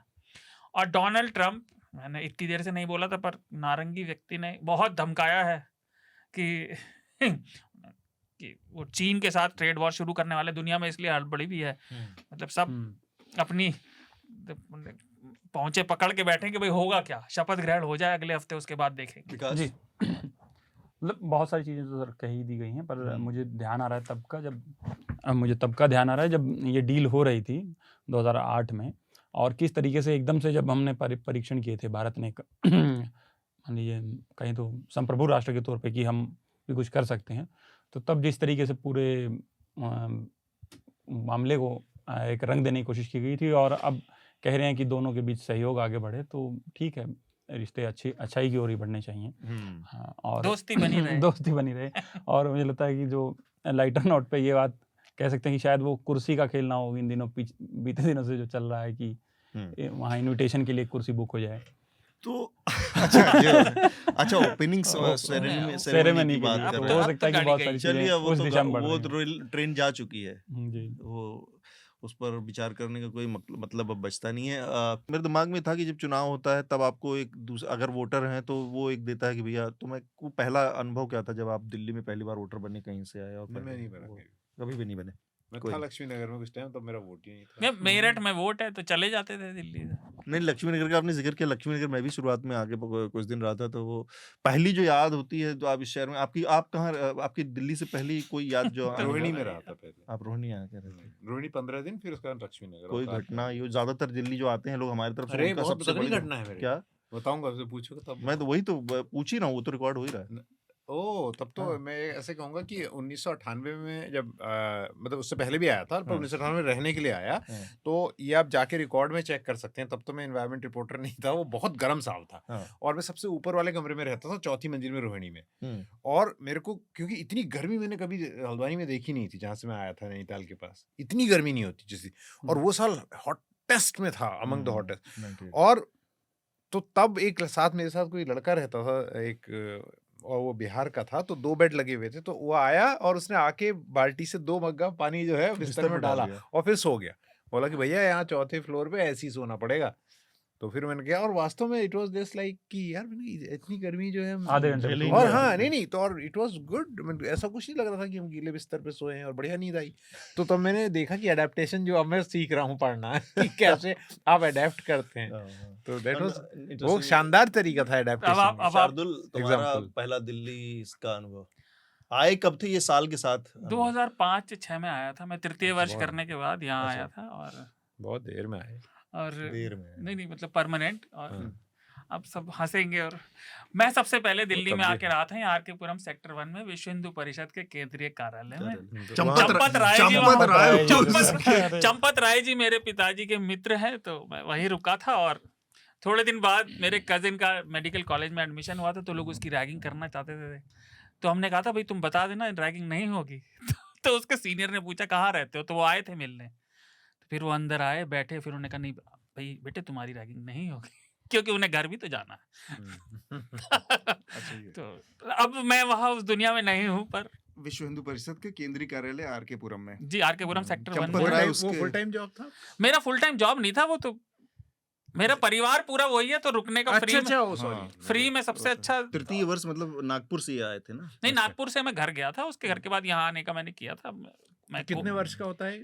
तृतीय वर्ष 1 महीने का होता है, तृतीय वर्ष उसमें last होता छठे है। हुए लोग जाते हैं जिले से, बाकी छठे हुए छठे हुए लोग जाते हैं, बिल्कुल छठे में सब होते बिल्कुल हैं। छाट के जिले से भेजे जाते हैं, चुन चुन के। कॉन्टेक्स्ट अलग था, बदल रहे हैं आप। तो नहीं, मैं मतलब बता रहा हूँ कि द्वितीय वर्ष में छठे हुए पहुंचे थे सब। उसका कारण यह है कि वो पूरी दुनिया में एक लगता है, प्रथम और द्वितीय वर्ष जिलों में लगते हैं। अच्छा, जी विकास तुम्हारा पहला तो ये दिल्ली का बहुत ही अनुभव? वियर्ड सा आउट ऑफ पहला सब कॉन्टेक्स्ट विकास experience विकास का 13 में आया था मैं दिल्ली, 2013 में। बहुत ही, ये तो नवयुवक है। हाँ, ये तो हमारी बहुत शादी बहुत के बाद बाद में है। आया था। और अब मतलब पहली बार गाली थोड़ा मैंने माइक तो रिकॉर्ड हो रहा है क्या? हाँ हाँ, माइक अरे। उठा के, और क्या? तो पहली बार मैंने गाली जो है वो दिल्ली में सुनी, तो मेरे लिए क्या बड़ा बात? कल्चरल शॉक था वो हरियाणा एकदम। में- हरियाणा से गाली? आते नहीं, हुए नहीं, मतलब मैं 2013 तक जब मैं बीए भाषा वहाँ रूखी हो सकती भाषा है, पर गाली गाली नहीं हाँ। देती, तो वो मेरे लिए मतलब एकदम से बड़ा तो गाली अजीब किसने आपको गाली दी थी? था। हम उसके कॉलेज की ट्रिप पे आए थे। इन्होंने सुनी है ना? नहीं, नहीं, सुनना वो- ऐसा तो नहीं हो नहीं, सकता। नहीं, गाली गाली भारतीय सुनना अलग पुरुष, चीज था, भारत मतलब का वो था पुरुष नहीं, मैं सुने सर ना। किसी को दे रहा था तो इन्होंने सुना। नहीं, वो अपने डायरेक्ट साथ। कन्फ्रंटेशन था, कन्फ्रंटेशन सीधे था। सुन अरे लिया। आप ही को दी गई। हाँ, तभी तो वो तो एकदम से पहला वो- अनुभव लड़ाई गाली हो देने गई सुनने होगी? का। नहीं, लड़ाई हम कॉलेज के ट्रिप पे थे, तो कैसे हल्की फुल्की कॉलेज थी, के मोटी ट्रिप पे थे, वाली थी? 2012 फिल्म रिलीज हुई थी जिसमें वो दुनिया का अंत दिखाया गया था। ओह हम्म। यस। तो जॉन क्यूज़ैक। हाँ, तो वो खैर वो नाम नहीं याद है ना, छोटे थे। यार अंग्रेजी वाले यार आप हर चीज़ में तो- मतलब- तो मैं वो मैं फिल्म अनपढ़ आदमी हूँ उस टेबल हाँ, पे। हाँ। तो हम सारे कॉलेज के बच्चे और हमारे प्रोफेसर और टीचर सब साथ थे, तो सब लोगों को एक टिकट लेके बिठा दिया गया एक साथ, सब लोग बैठ गए। तो मैंने कहा कि इसमें क्या ही बड़ा मसला है, तो कोई साथी यहाँ बैठे थे, तो दिल्ली वाले थे वो, और मैं जो है गलती से वो इंटरवल में स्विच हो गया, तो वो आए एकदम से कह रहे यहाँ से खड़े हो जाओ, तो मैंने कहा भाई कोई बात नहीं, इधर बैठ जा। तो उसने जो गाली दी तो मेरे लिए बड़ा शॉकिंग हो गया। बहुत ज्यादा हो गया था, ठीक बात है। एकदम से। वो मेरा पहला नहीं, दिल्ली यार, वाला- ऐसा है, ये बहुत नहीं नहीं, नहीं। ये हर ठीक बात बार नहीं। साल ये ठीक बात नहीं थी, लेकिन मैं यहाँ पे आने वाले ज्यादातर लोगों का ज्यादा। पहला जो अनुभव है वो वो- खासकर पूर्वीय लोगों को, पूर्वांचल और हम्म। बिहार वार से आने वालों को सबसे पहला जो अनुभव होता है वो गाली का और रूखी भाषा का। रुका। तो मेरा इससे जुड़ा ही ऐसा नहीं है, लेकिन इससे थोड़ा जुड़ा जुड़ा तो मस्ती वाला है कि जब मैं आया तो मैं लक्ष्मी नगर में भी रहता था, तो मेरे लिए सबसे बड़ा शॉकिंग एक वो था कि अब मुझे हर दिन जो कॉलेज जाना है तो वो बस से जाना होगा, किराया उसका लगेगा। Blue line. तो ब्लू लाइन उस समय चलती थी और हम्म। ब्लू लाइन बहुत आतंकित करने वाली मैं भी तरीके से अनुभव चलती बता थी, सकता हूँ। है ना। ब्लू लाइन इतने मतलब उसको कहते हैं ना कि अ, एकदम उनको किसी चीज की परवाह नहीं रहती थी, उड़ा सिर्फ देती अपने अभी भी ट्रिप आप- के अलावा, हाँ, है ना। तो वो जब ये कॉमनवेल्थ गेम 2010 में हुआ, उससे पहले उनको फेज आउट किया गया ब्लू लाइन बसों को। उससे पहले वो आतंक दिल्ली की सड़कों पर उनका रहता था। नहीं कॉमनवेल्थ नहीं, उनको 2000 में ही ब्लू लाइन बसेस जो थी वो नहीं, ब्लू लाइन तो जब चल ही रही सीएनजी थी, को लाया गया। सीएनजी तो चल रही थी, लेकिन 2010 सीएनजी में में शिफ्ट गई कर है। दिया गया था। मेरे ब्लू लाइन मेरे चल आने पे रही भी थी, थी हाँ। Blue line. ब्लू लाइन चली रही थी, लेकिन सीएनजी में कन्वर्ट हाँ, किया गया हाँ। था 2000 में। तो 2002 ही की बात है, तो मैं आया तो ड्राइवर तो वही है अभी भी ड्राइवर आप अब वो 2002 क्लस्टर में शिफ्ट हो गए। अब तो आप अब 2002 क्लस्टर में में आए शिफ्ट वो हो गए, इलेक्ट्रिक में जा रही दो है, में। तो- तो चलने का बावजूद तो मैं जब पहली बार बस में बैठ के कॉलेज के लिए निकला तो अचानक से एक सीट पे बैठा हुआ था लक्ष्मी नगर से, और मंडी हाउस तक आना होता था। अब वहाँ पे 5 रुपए एक स्टॉप से ज्यादा का उसमें तो 5 रुपए लगता है, लेकिन हम लोग चीटिंग करते 2 ही रुपए वाला टिकट लेते थे, और ऐसे कभी पकड़ नहीं गया। ऐसा रहा जब तक ब्लू लाइन में। उसे पता रहता मैं है। एक चीज और पता बता है, दूं, बचा खुचा रखा नहीं। वहां आने के बाद किदवई नगर की सायम शाखा मैंने ही शुरू करी थी। क्या बात है। ओह, क्या बात है। तो वो अभी चल रही है। मुझे नहीं पता मेरा क्या मतलब, अब बहुत साल हो गए भैया। ठीक शुरू बात। शुरू करके निकल ली। देख तो आते आपका लगाया हाँ, मैं क्यों देख के आऊं?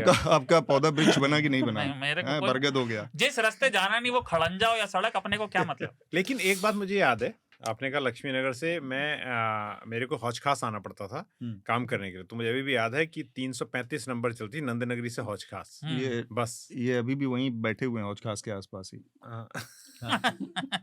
बिल्कुल सही बात है, हम अभी हौज खास में ही हैं। तो मैं भूल गया था कि अच्छा आपने। तो मेरे को पहले आईटीओ तक आके वो बस नहीं मिली, तो ब्लू लाइन में चढ़ा क्या मतलब, इतनी पैक्ड होती वो तो चीज। आपने कहा आपको सीट एकदम, मिल गई, मेरे को हाँ। आश्चर्य हुआ सुन के। वो तो मैं पैक बाहर से रहती पकड़ा थी। हुआ था हाँ। उसके दरवाजों को ऐसे, हाँ। और बूं बूं करके वो बस चली जा रही है, हाँ। और उसके बाद लक्ष्मी नगर के बाद वो रुकती है सिर्फ आईटीओ में ही। ITO पे। हम्म। और पूरा यमुना मेरे क्रॉस हाथ करके। छूटने ही वाले थे। मैं मजाक नहीं कर रहा हूँ, बहुत इस समय पेन। सुन के मतलब नहीं हम्म। डर के मारे, मतलब वो ऐसा। और ऊपर से मुझे लोड धक्का आ रहा है, अंदर से। और मैं रो रहा था, ऑलमोस्ट कह रहा था कि भैया मैं गिर जाऊंगा। तो एक आदमी ने मेरे बगल में पूछा कि ये मेडिकल जाएगी, तो मैंने उससे कहा कि ये मेडिकल मतलब एम्स। हाँ। तो मैंने कहा ये मेडिकल जाएगी नहीं जाएगी, मैं जरूर जाऊंगा आज लगता है। और उसके बाद किसी ने बड़ा देखा मेरी दुर्दशा को, तो उन्होंने थोड़ी सी जगह बनाई, मैं पैर ऊपर अंदर रख कर सका। तो दैट डे आई रियलाइज कि पीछे से चढ़ते थे, आगे से उतरते थे उसमें। हाँ हाँ। तो अब आखिरी में मैं अपना कहानी खत्म समेट दूं और उसके बाद वो लेटर हो, तो अचानक से मेरे सर के बगल में एक लड़का आगे खड़ा हुआ, मैं बैठा हूँ, मेरे ठीक पीछे टिका के उसने खड़ा हुआ। बहुत रश ड्राइविंग होती थी, इतना झटके दे के मारते थे ब्रेक वेक वो सब। अचानक से वो 2 पत्थर हाथों में लिए हुए था, और मेरा एकदम नया अनुभव था वो। टक टक टक टक टक टक टक टक टक टक टक, काहे पैसे पे इतना गुरूर करे गुरु। सालों में क्या ये हुआ? पत्थर नहीं होते सर, वो मेरे लगता है ना? वो पत्थर नहीं होते, जो घड़े होते हैं उनके टुकड़े अरे होते हैं यार वो जो भी उसके उसके होते हैं। हाथ में, मेरे दिमाग नहीं पे है। अचानक से वो ठक ठक ठक ठक ठक ठक ठक ठक ठक ठक ठक ठक, यही पैसा तो अपनों से दूर करे है। और ये कहा यार ये हुआ क्या मेरे सर में। तो अच्छा, तो मैं देखा फिर मुझे लगा कि ये मांगने का एक तरीका है बसों में, तो वो इतना नॉर्मल था जो मैं अचानक से धीरे धीरे धीरे धीरे इस मेरे तरह लिए की बड़ा हाँ, शॉकिंग ये था कि मैंने जब बस से उतरा और बहुत गर्मी थी, देखा कि वो ग्लास में पानी करता है ना, पूछ हाँ पूछ करके हाँ बेच देता रहे था हैं। अच्छा, ग्लास हाँ। में तो 25 पैसे अब के आज के 50 दिन में मशक में 100 बे- रुपए ये मशक में 1900 बेचते थे। 1998 की बात है। हाँ। तो मुझे पहली बार इस छोटी सी जगह से आके ये एहसास हुआ कि अच्छा पानी भी बिकता है कमोडिटी इस तरह हाँ, से, मतलब वही बात, 5 ठीक रुपए बात का है। ये पानी सबके वो लिए शॉकिंग था उस समय पानी जब उत्तराखंड में कैसे थे? तब तो उत्तराखंड था भी नहीं, तब तो नहीं नहीं तो लेटर हाँ, पढ़ बिल्कुल दीजिए सही शार्दुल जी अब। सही बात, उत्तराखंड 2000 में बना। 2000 में बना था। तो पहला लेटर सौरव का है। सौरव ने लिखा, hi Shardul, happy to report that Bloodborne is playable from start to end in short PS4 albeit with some compromise if you're on the weaker hardware like me। और वो अपने हार्डवेयर की डिटेल्स दे रहे हैं। I had to turn off the audio library and remove a few effects to get stable 40+ FPS. It's a great game. Waited a decade to play it. Regards. धन्यवाद सौरभ। मेरे पास मैंने ब्लडबॉर्न को खेल लिया था पहले ही, पर अगर अब PS4 एमुलेटर आ गया तो कंग्रेचुलेशन, बहुत अच्छा गेम है वो। दूसरा लेटर है युयुत्सु का। युयुत्सु लिखते हैं, युयुत्सु। आप सभी को नववर्ष की हार्दिक शुभकामनाएं। आपको भी इस हफ्ते अतुल जी ने चर्चा में और अभिनंदन जी ने हफ्ता में गाना गाया और अतुल जी निर्विवाद रूप से अभिनंदन से बेहतर गायक निकले। क्या बात। चर्चा के एपिसोड 352 में शार्दुल जी ने लालू यादव जी की जिस टिप्पणी का उल्लेख किया, लालू जी ने उस टिप्पणी का खंडन 2007 में ही कर दिया था। अच्छा, उन्होंने हेमा मालिनी की सड़कों वाला वो थोड़ा विवादित है, पर हृदय आपके पास अब कोई जानकारी है मैं खत्म लालू कर कहा दूं। था कि नहीं? मैं बहुत खोजा, मुझे किसी समाचार पत्र के पुरालेख में, नहीं मिला। आर्काइव में लालू जी की इस टिप्पणी की खबर नहीं मिली। ऐसा लगता है वाजपेयी ने फेक न्यूज फैला दी थी जो आज तक चल रही है। शार्दुल जी, यदि आपके पास कहीं इस टिप्पणी के समाचार का कोई स्रोत हो तो अवश्य बताएं। लालू जी बहुत ही नारीवादी नेता रहे हैं और अपने मुख्यमंत्री काल में उन्होंने महिलाओं के लिए मासिक धर्म अवकाश की व्यवस्था की थी। हृदय जी कुछ कह रहे थे, तो मैं आप नहीं, वो बयान विवाद मतलब उसमें कई लोग अलग अलग तरह की बातें कहते हैं, लेकिन ये बयान ये भी उतना ही सच है कि लालू जी से जोड़ के हेमा मालिनी के गालों की जैसे बिहार सड़क वाला बयान बहुत ज्यादा चर्चा में भी रहा है, बहुत एक समय पे प्रचारित भी किया गया है। और तो इस- क्या सच्चाई है हमें नहीं पता। पर जैसे कि अब तो बिलीव व्हाट वीमेन से ये वाली बात अब मीटू के बाद से तो खास तौर से आ गई है। हेमा मालिनी का मुझे एक लिंक मिला काफी पुराना, और ये उस समय का है जब वो शिवसेना के एक नेता, शायद गुलाब राव कुछ करके नाम है, उन्होंने भी यही भद्दी टिप्पणी की थी फिर से बहुत साल के बाद। तो तब उन्होंने जिक्र किया था कि लालू जी ने शुरू किया, तो ये हेमा मालिनी खुद कह रही है। और भाई रही बात उनकी नारीवादी की, तो मैंने रिकमेंडेशन में आनंद का लेख लिखा है, आप उनके कारनामे पढ़िए, खासतौर से उनकी बेटियों की शादी के जब लूट मची थी पटना में, खासतौर से रोहिणी आचार्य की जो उनकी दूसरी बेटी है, जो अब ज्ञान बांटती हैं ट्विटर पे। अब दो विषय हैं, मैं चाह रहा हूँ कि यहाँ पर जो हमारे जो साथी मौजूद हैं उनकी राय हो उसी पर बात की। एक तो ये है कि राहुल गांधी ने जो बयान दिया कि भाई इंडियन स्टेट से उनकी लड़ाई चल रही है, और दूसरा हिंडनबर्ग और अडानी समूह का मसला है। तो मेरी व्यक्तिगत राय कि हम राहुल गांधी के उस बयान पर बात कर लें, क्योंकि उसका लेना देना फिर भी भारत की जनता से ज्यादा है। हिंडनबर्ग बंद रहे चले क्या फर्क पड़ता है। आप संचालक हैं, जैसी आपकी आज्ञा। शार्दुल जी आप बताएं अरे किस भाई पर? क्या हिंडनबर्ग से क्या मतलब, वो अपना बेचा शॉर्ट और पैसे कमा के चला गया। ठीक बात भाई है। एक बात जानी चाहिए कि शॉर्ट सेलर कभी लंबे समय तक नहीं चलते। शॉर्ट टर्म के लिए आया था वो। नहीं, शॉर्ट सेलिंग सबसे मुश्किल, लाइक आज ही हम हफ्ता में भी बात कर रहे थे, तो विवेक कॉल ने बोला था शॉर्ट सेलिंग सबसे मुश्किल इन्वेस्टमेंट व्हीकल है। एग्जैक्टली। तो वो आए, उन्होंने लंबे समय तक पैसे बनाए। अब जयराम जी हाँ लेकिन मैं तो सिर्फ एक लाइटर नोट पे कह सकता हूँ कि मैं टेलीविजन नहीं देखता कई सालों से, तो लेकिन आप क्योंकि रिव्यू करते हो टीवी के कार्यक्रमों को, तो अगले टिप्पणी में या न्यूसेंस में मैं देखना चाहूंगा कि इस तरह से एनडीटीवी ने, मैंने सुना है ऐसा मैंने कि देखा, पूरे हाँ, दिन जो है हाँ, वो चलाते रहे। हिंडनबर्ग ही चलाया अब और कहा कि ये- पूरा मीडिया ही मैं लगा मैं था। एक लाइन बस यहाँ पर टीज कर दूं, उन्होंने जो चलाया उसका सबसे पावरफुल लाइन थी कि इसकी हिंडनबर्ग की दुकान बंद। अच्छा। तो मैंने सोचा कि अगर अडानी की दुकान पे हिंडनबर्ग की दुकान की बात हो रही है तो दुकानों के मामले में क्या ही हम बात कर सकते हैं। ये तो व्यापार संघ की लड़ाई है। हाँ एग्जैक्टली, मेरठ व्यापार संघ की लड़ाई में फंस गए हिंडनबर्ग की दुकान और अडानी की दुकान। But you know, फर्क ये one- है कि हिंडनबर्ग की दुकान तो उसने अपने आप से बंद अपने से किया। बंद हाँ। की है उसने एग्जैक्टली। मुनाफे में बंद किया है कई सौ Actually, और करोड़ वो के। अगर हम उनका बयान फ्रॉड एक्सपोज किया उसने, हाँ। जो भी है एग्जैक्ट कॉर्पोरेट फ्रॉड और अकाउंटिंग फ्रॉड एक्सपोज किया उसने। एग्जैक्टली ये भी हमारी एक जो बहुत अहम बातचीत के मुद्दा उसमें कोर इसका आइडिया वही था कि अगर हम इस पे बात करें तो जो उन्होंने बंद किया है उससे क्या अडानी समूह के कामकाज उसके बिजनेस प्रैक्टिसेस को क्लीन चिट कहीं से मिल जाती है जस्ट बिकॉज कि हिंडनबर्ग ने अपने को बंद कर दिया। ये अपने आप में मतलब बड़ा अजीब सा मूर्खतापूर्ण तर्क है जो कि कल पूरे दिन चलता रहा और इस तरह से विक्ट्री बट के तौर पर एनडीटीवी पर चलता रहा कि वो बंद हुआ है तो हमको क्लीन चिट जैसा कुछ मतलब मैं हंस हंस के भाग मतलब लोगों को क्या हुआ है। पर निरुपमा जी ये दो जो बयान हुए, एक जो जुकरबर्ग का भी बयान आया कि हम फैक्ट चेकिंग हम नहीं करना चाहते, हम ज्यादा लोगों को एक्सप्रेशन की फ्रीडम देना चाहते हैं, और जो हिंडनबर्ग की कोट एंड कोट दुकान बंद हो गई, they are also related to advent of Trump, I mean coming of Trump. No, I can not really say. जो जकरबर्ग ने कहा वो डेफिनेटली एक फॉल आउट है ट्रम्प के इलेक्शन का, और एक जो सेंटिमेंट है कि हम कुछ बहुत ज्यादा लिबरल हो गए। किसी ने कहा था ना, there is too much democracy. हमारे यहीं नहीं, गए नहीं, सुधीर चौधरी नहीं नहीं, सुधीर हमारे चौधरी। यहीं गए हमारे। किसी ने कहा था, इंडिया नहीं, नहीं, इंडिया नहीं में नहीं कहा नहीं पहले था। इंडियन सुधीर इंडिया मीडिया में से कहा आया था, था, इंडिया में मीडिया कहा से था, आया था। इट वाज मुझे पता है अराउंड कि ड्यूरिंग यूपीए 2 फर्स्ट टाइम। ये हाँ, कि this to much democracy. Too much so democracy उनको, आई थिंक जकरबर्ग को लगा कि हम बहुत ज्यादा लिबरल हो गए थे, तो हमें बिल्कुल ही is doing some hello.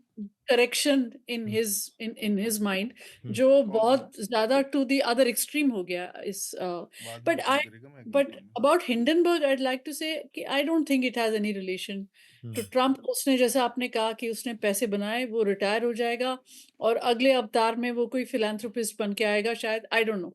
But I think उसको उसको ये जैसे एक वेस्टर्न वर्ल्ड में ये भी होता है कि जब पैसे बन जाए आप रिटायर कर जाओ, मतलब काम हाँ, पूरी करते रहो। जिंदगी घिसते नहीं रहना ज्यादा हमारी काम तरह। करने की जरूरत नहीं है तो जितने आई से सुकून से आई बीत हैव जाए। नो अतुल की वे तरह नहीं ऑफ कि लगे नोइंग हुए कि हैं। उसने एग्जैक्टली क्यों किया, पर जिस तरह से उसका वो आया, बयान आया कि he wants to spend some time doing what he likes to do और व्हाट ही वैल्यूज, मुझे इससे लगा कि शायद फैमिली के साथ वो फैमिली या एंड ही उसमें सेड था पार्टिंग शॉट बड़ा जोरदार था कि we shook some empire he which took needed empires। Shaking. हाँ एग्जैक्टली। एग्जैक्टली और वो एम्पायर्स अभी तक शेकन हैं, ये नहीं कि अडानी को क्लीन चिट मिल गया है। एग्जैक्टली जो पूरा क्लाउड उसके अडानी के ऊपर छोड़ के गया है, वो तो नहीं हटा ना। एग्जैक्टली और जैसे उसने कहा था, उसी ने कहा था कि अडानी के खिलाफ यूएस में एक इन्वेस्टिगेशन शुरू है फ्रॉम 2023 ऑनवर्ड्स, जी और सही निकला।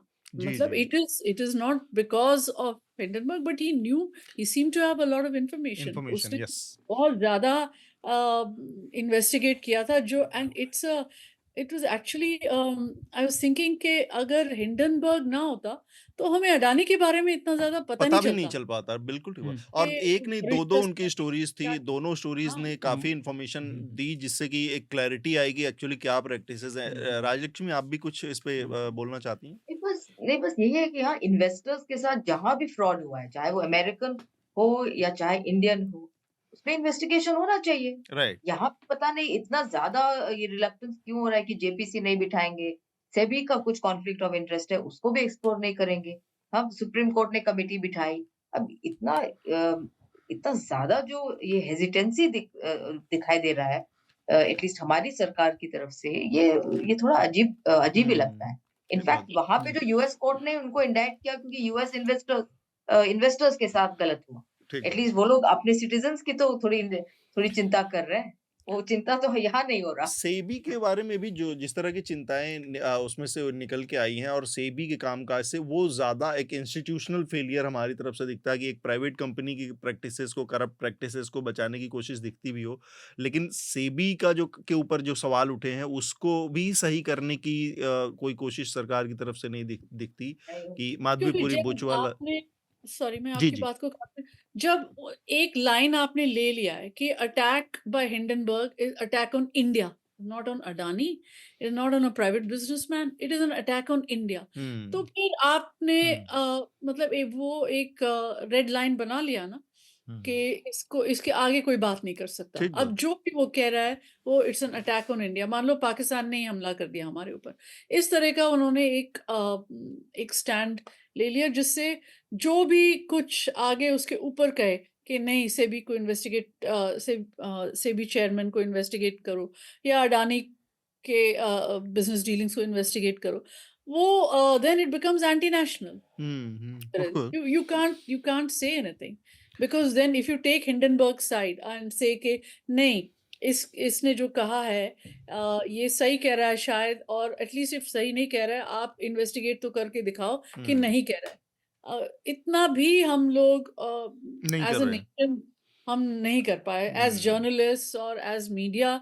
हमने we just took the nationalist line एक कि चीज दिस बस वन अटैकिंग इंडिया. मीडिया के नजरिए से एक एक कमेंट मैं आप लोगों का चाह रहा हूँ कि अडानी समूह जब जब हिंडनबर्ग रिसर्च की रिपोर्ट आई, दोनों रिपोर्ट्स, पहली वाली रिपोर्ट्स में कुछ लूप होल्स बताए गए थे, बाद में दूसरी रिपोर्ट्स में वो सारी बातें उसको उन्होंने क्लियर किया, फिर माधवीपुरी बुच का पूरा मामला आया मीडिया ने, और ये मैं उसकी बात नहीं कर रहा हूँ कि जो एक सो कॉल्ड टेलीविजन मीडिया है जिसके लिए जो बहुत प्लायबल है पूरी तरह से गवर्नमेंट के लिए, बहुत सीरियस और बड़े जो अंग्रेजी के अखबार हैं जो उनको माना जाता है कि इनकी एक एक प्रतिष्ठा है, एक इमेज है, छवि है, उन लोगों ने भी इस पूरे उस पर अपने को दूर रखा. तो मीडिया के नज़रिए से निरुपमा आपने इतना लंबा देखा है, बोफोर्स जैसी चीज़ें इस देश में हुई और भी तमाम करप्शन के मुद्दे समय-समय पर आए, और एक तो एकदम हवा में मुद्दा क्रिएट हो गया जब 2012 में कि इंडिया अगेंस्ट करप्शन, जिसमें कोई करप्शन पता नहीं किस तरह का, मतलब ठीक है उसमें एक एक सिंबॉलिक था कि 2G घोटाला हो रहा है या CWG में घोटाला हो रहा है, व्हाटएवर.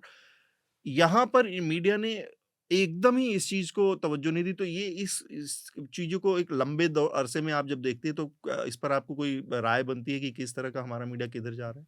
नहीं, ये लंबी बात हो जाएगी, बट जी जी. मैं just short I will say कि इन शॉर्ट जो 80s का टाइम था, 1980s का, वो मेरे ख्याल से सबसे ज्यादा क्वेश्चनिंग मीडिया उस टाइम दिखा. जी. और जैसे राजीव गांधी गवर्नमेंट के ऊपर अटैक हुआ जिस लगातार बोफोर्स को लेके, या उनके लैंग्वेज, उनके जो हिंदी नहीं बोल पाते थे उसको भी लेके, या हर चीज़ पे कि ये एलिटिस्ट है, ये जो भी है. तो जिस तरह से राजीव गांधी पे अटैक हुआ, उस तरह से हमने उसके बाद जो क्वेश्चनिंग मीडिया था, जो media could ask any questions of anybody, press conferences होते थे सबके.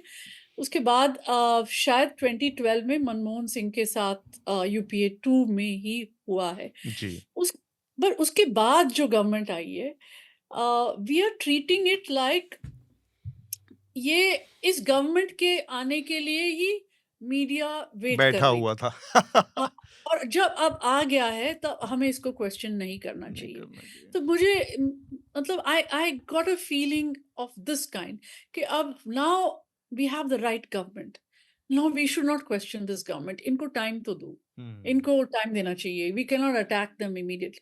सो दिस इज द थिंग. और even if we do, we should be very careful because वो हमें देख रहे हैं and we have to be extremely careful. तो इस तरह के between cautiousness and erring on the side of caution, if you can call it, I don't know how I can translate that into Hindi. और एक तरफ जैसे किसी ने अमेरिकन थिंकर ने कहा कि ये जो एंटिसिपेटरी सेंसरशिप जो मिलने की, हाँ, मतलब कि डर के शायद हमारे ऊपर हमला ना हो जाए उनकी तरफ से, इसलिए हम चुप ही हो जाते हैं, खुद ही पहले से अपने से खुद ही कर चुप हो जाते हैं. हम्म. तो ये जो हम जी. लोगों ने अपनाया, तो ये हमारे लिए बहुत आई भारी थिंक पड़ा है, और इस आगे जाके भी ये it will be very harmful. ये बहुत एक एक हमारे जो समय के मीडिया के ऊपर बहुत ही ऐसी टिप्पणी है कि जिसको बहुत अनप्लीजेंट भी कह सकते हैं. लोग पसंद नहीं करते, लोग सुनना भी नहीं चाहते मीडिया. कई बार पिछले 10-15 सालों में इतने बार मौके आए हैं जहां पर वो दिखता है कि वो अपना सेल्फ इंट्रोस्पेक्शन भी नहीं करना चाहता, जो निरुपमा जी कह रही हैं. हम अपने जो एक बात मैं आपको कहता जी हूँ, जी. आपने कहा था और यहाँ पर ये जो इंडिया अगेंस्ट करप्शन के टाइम पे कैंपेन चले थे, ये तो सही बात है कि 2G में बाद में कोई घोटाला नहीं निकला, पर ऐसा नहीं है कि 2G में गड़बड़ियां नहीं हुई नहीं थी हुई। या कोल में कोई घोटाला नहीं हुआ था। हाँ। यहाँ बहुत करीब तो उसमें प्रॉब्लम थी, उस पूरी स्थिति में प्रॉब्लम थी, और खुद मनमोहन सिंह सरकार ने स्टेप लेके अपने मंत्रियों के अलॉटमेंट में भी खदानों के कोयले की जो थी उसमें भी मैं बहुत उसकी बात ही जी। उसी की बात कर रहा हूँ मैं। वो तो बहुत बड़ा एक प्रॉब्लम है, वो अभी हुँ। भी जिस तरह से कोयले में हो रहा है। लेकिन जो बात निरुपमा जी ने की, लोग इसलिए नहीं बोलते हैं क्योंकि अब वो एनर्जी सिक्योरिटी से भी जोड़ दिया है इन चीज़ों को। अगर आप किसी चीज़ में कहेंगे कि आज कोयले में गड़बड़ है, कोयले पे आज मैं एनवायरमेंट रिपोर्टर के तौर पे कह रहा हूँ बड़ी जानकारी से कि कोई लिखने के लिए, कोई लिखवाने के लिए कोई कमीशन भी नहीं करते हैं स्टोरी, क्योंकि वो कोल को एनर्जी सिक्योरिटी से जोड़ा है।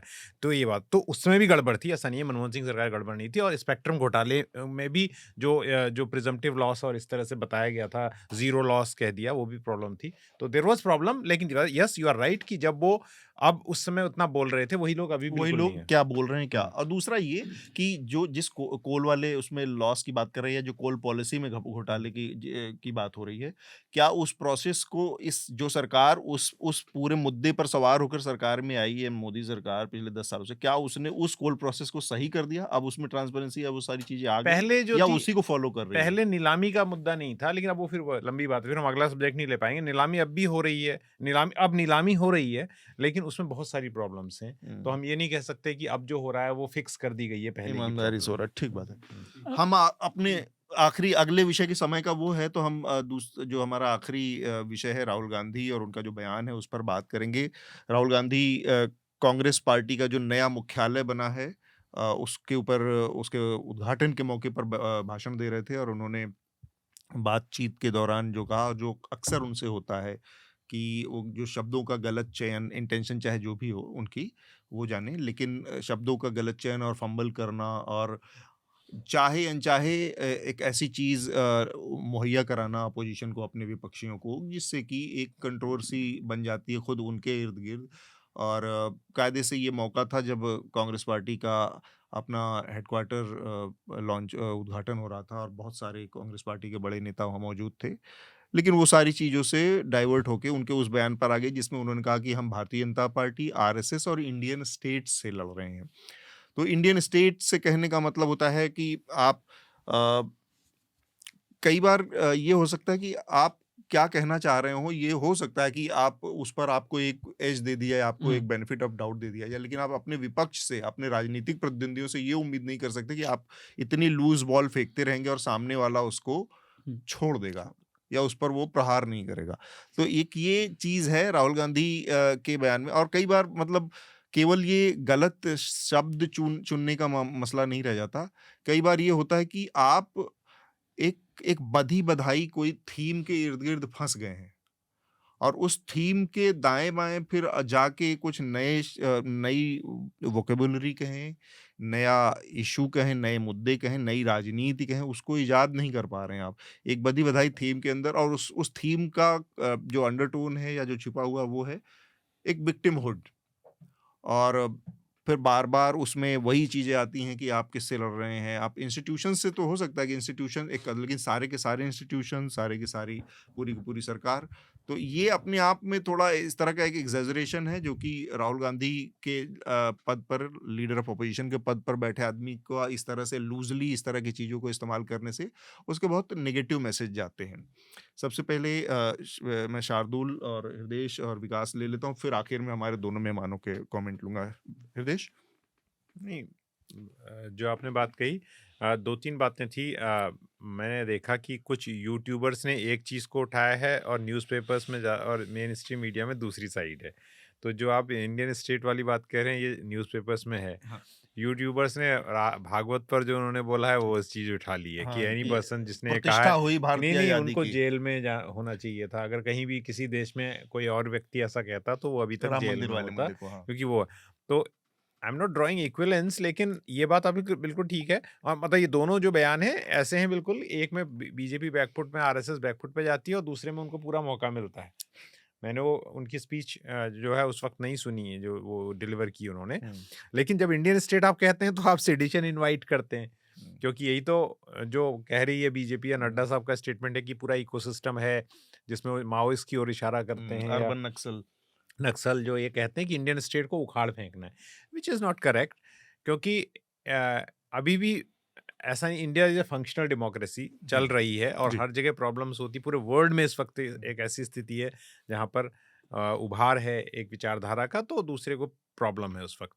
लेकिन इंस्टीट्यूशंस के वीकनेस पे जरूर उन्हें बोलना चाहिए और केयरफुली बोलना चाहिए। जैसे वो कह सकते हैं कि एक ऐसा कानून बनाया गया है जहाँ पर चीफ इलेक्शन कमिश्नर को चुनना जो है वो सरकार का ही पूरा उसमें हाथ है और हाथ कोई है। दूसरा व्यक्ति नहीं कर सकता। हाँ, उसकी वो ऐसा, न्यूट्रलिटी हाँ, बहुत प्रभावित होती है। हाँ, वो ऐसा कह सकते हैं कि जो विजिलेंस है वो इतना बेहतर नहीं है। वो ऐसा कह सकते हैं कि पुलिस का व्यवहार जो है बहुत ज़्यादा सत्ता पक्ष के प्रति झुकाव दिखता है, वो कॉन्स्टिट्यूशनल जो ड्यूटी है अपनी वो नहीं कर रहे हैं। तो इसके खिलाफ विपक्ष लड़ाई लड़ सकता है। पर व्हेन यू से इंटीग्रेशन में कि एज ए इंडियन स्टेट, से तो आप लड़ रहे हैं। एमिनेशन फायर पावर देते हैं, तो अब ठीक उसमें बात। उनकी वकालत करने का हमें कोई वो नहीं है। वो लोग कांग्रेसी जाने, वो बचाव करें अपना।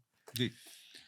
देखिए, सबसे पहले संघ के सरसंघ चालक ने जो कहा वो मूर्खतापूर्ण बात है। तो पता नहीं बयानबाजी उनकी कुछ ना कुछ चलती रहती है, फिर वो वापस लेते रहते हैं। दूसरा, राहुल मुझे गांधी लग रहा है कि वो बयान तो संघ प्रमुख का खैर है, जो वो तो डैमेज कंट्रोल के तहत आया है, जो पिछले 2 बयानों के बाद। अच्छा, फिर राहुल गांधी जो कह रहे हैं कि इंस्टीट्यूशन वीक हुए, ठीक है। कैसे कहना चाहिए ये कला वो क्यों नहीं सीख पा रहे, मुझे समझ नहीं आता। उनके पास तो सबसे बढ़िया कोच होने चाहिए। नहीं, कोई संसाधनों की कमी नहीं भैया, आप तो बड़े आदमी हो, है ना? वो क्यों नहीं सीख पा रहे मुझे समझ नहीं आ रहा। ऐसा कौन सा पीआर मैनेजर है जो उनके लिए काम नहीं करना चाहेगा? तीसरा, वो संघ से लड़ना चाह रहे हैं तो बिल्कुल लड़े, कौन मना कर रहा है? पर केवल भाषण देके आप संघ से नहीं लड़ पाएंगे। आपको जमीन पे उतर के लगातार सालों साल काम करना पड़ेगा, तभी आप लड़ पाएंगे। नहीं तो अगर बातों से ही संघ हार जाता तो फिर नहीं, बात ये ही बात क्या बहुत थी? सही है जो शार्दुल कह रहे हैं कि चाहे अच्छा हो, चाहे बुरा हो, चाहे बहुत घटिया हो, लेकिन संघ के पास इस देश के लोगों को बेचने के लिए एक बढ़िया सा एक- प्रोडक्ट है, हिंदू राष्ट्र। हम हिंदू राष्ट्र बनाना चाहते हैं, हम एक मंदिर बनाना चाहते हैं, समय-समय पर उन्होंने उसको परिमार्जित किया है जैसे भी। और अब भागवत के बयानों को लगातार संदर्भ में आप देखें कंटिन्यूएशन में, तो उन्होंने अपने को समय के हिसाब से मोल्ड करना भी सीख लिया है। वो ऐसे तो अगर आप इनसे लड़ने की बात कह रहे हैं, तो आपके पास वास्तव में एक बहुत बड़ा long term long term project और रोड संगठन मैप होना चाहिए। संगठन होना चाहिए। आपको जमीन पर वो लोग तो दिखता उतारने नहीं है। पड़ेंगे और वो लगातार उन्हें सालों साल काम करना पड़ेगा। एक बूथ पे, हर बूथ पे कांग्रेस को एक बूथ लेवल का वो खोजना, कार्यकर्ता खोजना तो संभव हो नहीं पाता जैसे है। उम्मीदवार नहीं मिल रहे थे इन्हें महाराष्ट्र में, जहां ये मजबूत थे, वहां अपनी सारी विधानसभा सीटों के लिए उम्मीदवार खोजने मुश्किल हो रहे थे। तो बातों से आप राजनीति नहीं कर सकते, बातों से राजनीति थोड़े दिन चलती है। और अब इतना मीडिया है तो यही कहना। दूसरा, राहुल गांधी जब बात कहते हैं तो उनकी बात में वो वजन नहीं है, क्योंकि वो सत्ता में रह चुके हैं। सत्ता में रह के उन्होंने नहीं किया। भाई वो कांग्रेस के संगठन की बात कितने लंबे समय से कर रहे हैं। वो जैसे हम चर्चा शुरू होने से पहले बात कर रहे थे, कितनी बार हम राहुल गांधी के बारे में बात करें, कितने लंबे समय से चल रही है। भाई संगठन कब बनाओगे यार? इतने साल हो गए, 10 साल अभी आपकी ठंड बहुत है 10 साल आपकी सर्दी सरकार भी है। रही पार्क में आरएसएस वाले और आते हैं और बहुत सुबह वो अपना और 11 साल विपक्ष का हो क्या गया। करते हैं। बस बताइए, तो अभी 21 ठंड है, साल। फिर हीट वेव आ जाएगी, फिर बरसात आ यार जाएगी। मुझे लगा आप ये कह रहे हैं कि अभी ठंड है, मेरी भी तबीयत थोड़ी कमजोर है आजकल, तो अब सर्दियों के बाद ही आऊंगा मैं, इसके बाद देखेंगे तो संगठन वो कब सर्दियों के बनेगा। बाद संगठन का काम नहीं होता ना, तो वही दिक्कत है। तो आपको लोग तैयार करने पड़ेंगे और आपको एक चीज, राजनीति हाँ। आदर्शों, खासतौर से विपक्ष की राजनीति आदर्शों से नहीं होती। आपको बहुत चपलता से काम लेना पड़ता है। जो मौका चतुराई से, आपको हर मौके का आपको- इस्तेमाल करना है। आपको चतुराई के लिए भी आपको एजाइल होना पड़ता है, क्योंकि आपका प्रतिद्वंदी बड़ा है, वो सत्ता में है, तो आपको एजिलिटी ज्यादा चाहिए। इनके अंदर स्थिरता आप अभी इसका तक उम्मीदवार ही नहीं बटे। आप आम दिल्ली के आदमी चुनाव, पार्टी के समर्थक है लग रहा है। मैं किसी का समर्थक नहीं हूँ। मेरे साथ प्रॉब्लम यही है, हर कोई मुझे सबका समर्थक बताता, मैं किसी का समर्थक नहीं हूँ। और जिस एजिलिटी और जिस चपलता की बात करें, वो अरविंद केजरीवाल में दिखती है वो आपको? मिलिट्री टैक्टिक है सर, बहुत पुराना, कि अगर आपका शत्रु आपसे ताकतवर है तो आपको ज्यादा एजाइल और अडेप्टेबल होना चाहिए। गुरिल्ला वॉरफेयर करना पड़ेगा तो आपको। ये भी कहा जा रहा है कि संघ प्रमुख का बयान जो है अरविंद केजरीवाल को मदद करने के लिए, क्योंकि वो शायद ज्यादा पसंद करते हैं उनको। वो अब अरविंद मुझे क्या केजरीवाल तो पता? उनकी चिट्ठी भी लिख चुके हैं, ये बात ठीक है। वो मेरे ससुर थोड़े हैं, मुझे क्या मालूम। अब चिट्ठी दोनों लोग में लिखा पढ़ी हो रही है। हाँ विकास, उसका दोनों के हाँ, पहली चीज तो सर जो ठंड वाली आपने बात की, तो राहुल गांधी को तो ठंड लगती नहीं, वो तो टी शर्ट में घूमते रहते हैं। तो कार्यकर्ताओं की बात कर रहा था मैं, कार्यकर्ताओं की बात।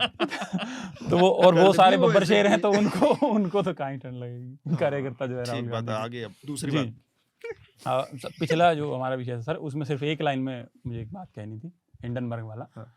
कि मान लीजिए कि सबूतों का अभाव और जो नॉन एक्शन की जो इच्छा शक्ति है उसकी कमी, इस बात का सबूत नहीं है कि आपने अपराध नहीं किया, जो हिंडनबर्ग में जो है ना। अच्छा, अरे यार मैं कहा ये हाँ, कहा राहुल गांधी तो से हिंडनबर्ग नहीं नहीं चले वो गए। सर पिछले वाले में हाँ। रह गए थे ठीक।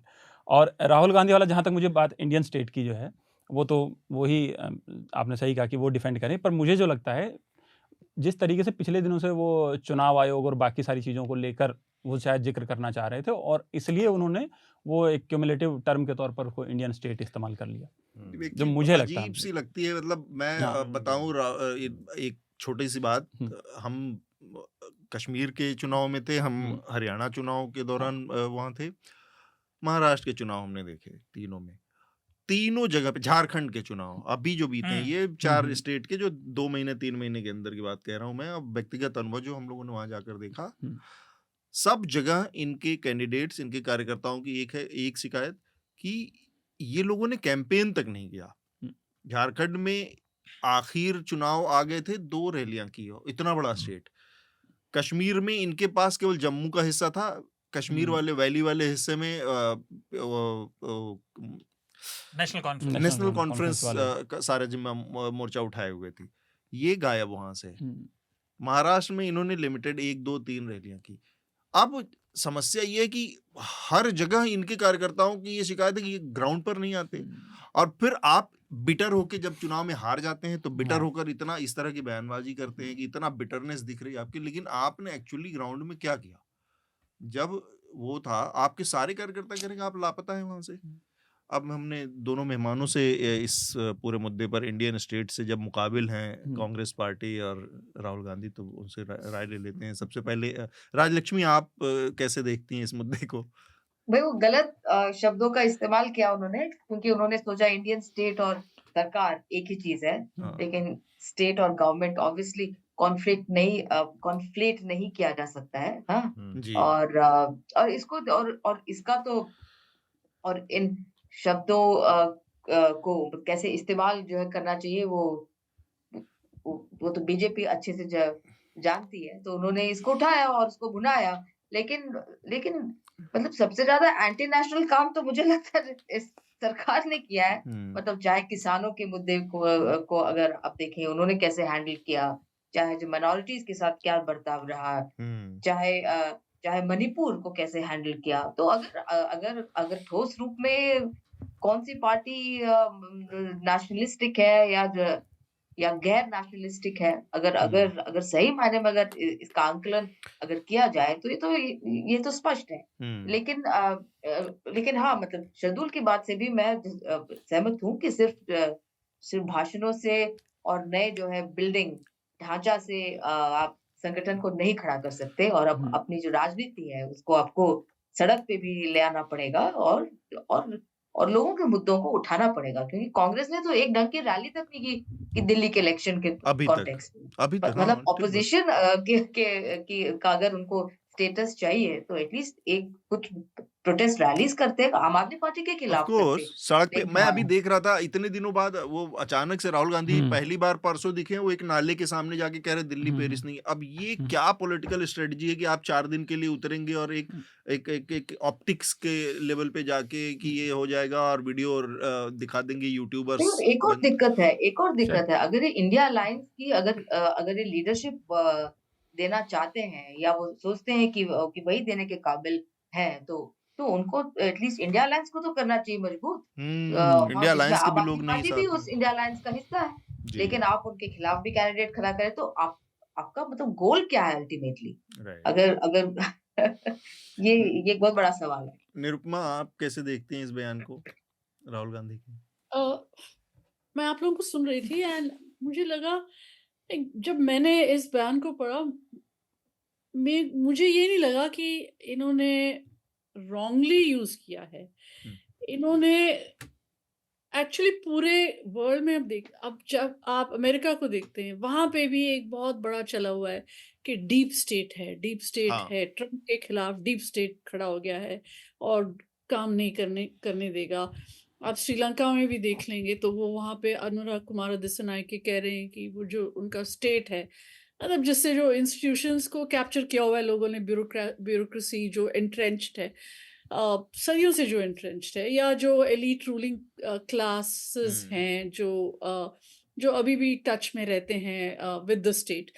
तो I think he wanted to use it, maybe इस कॉन्टेक्स्ट में यूज करना चाह रहे थे, डीप स्टेट जैसे वो लोग यूज कर रहे हैं, पूरे पूरे वर्ल्ड में ये यूज कर रहे हैं। इनफैक्ट मैंने बीजेपी वालों से भी सुना है कि मोदी के खिलाफ एक डीप स्टेट काम कर रहा है, इंटरनेशनल डीप स्टेट। और जो इंडियन डीप स्टेट और इंटरनेशनल डीप स्टेट और सब मिल के इंडिया के खिलाफ और मोदी के खिलाफ वो एक कॉन्स्पिरेसी कर रहे हैं कि वो उनको नीचे दिखाने की कोशिश की जा रही है।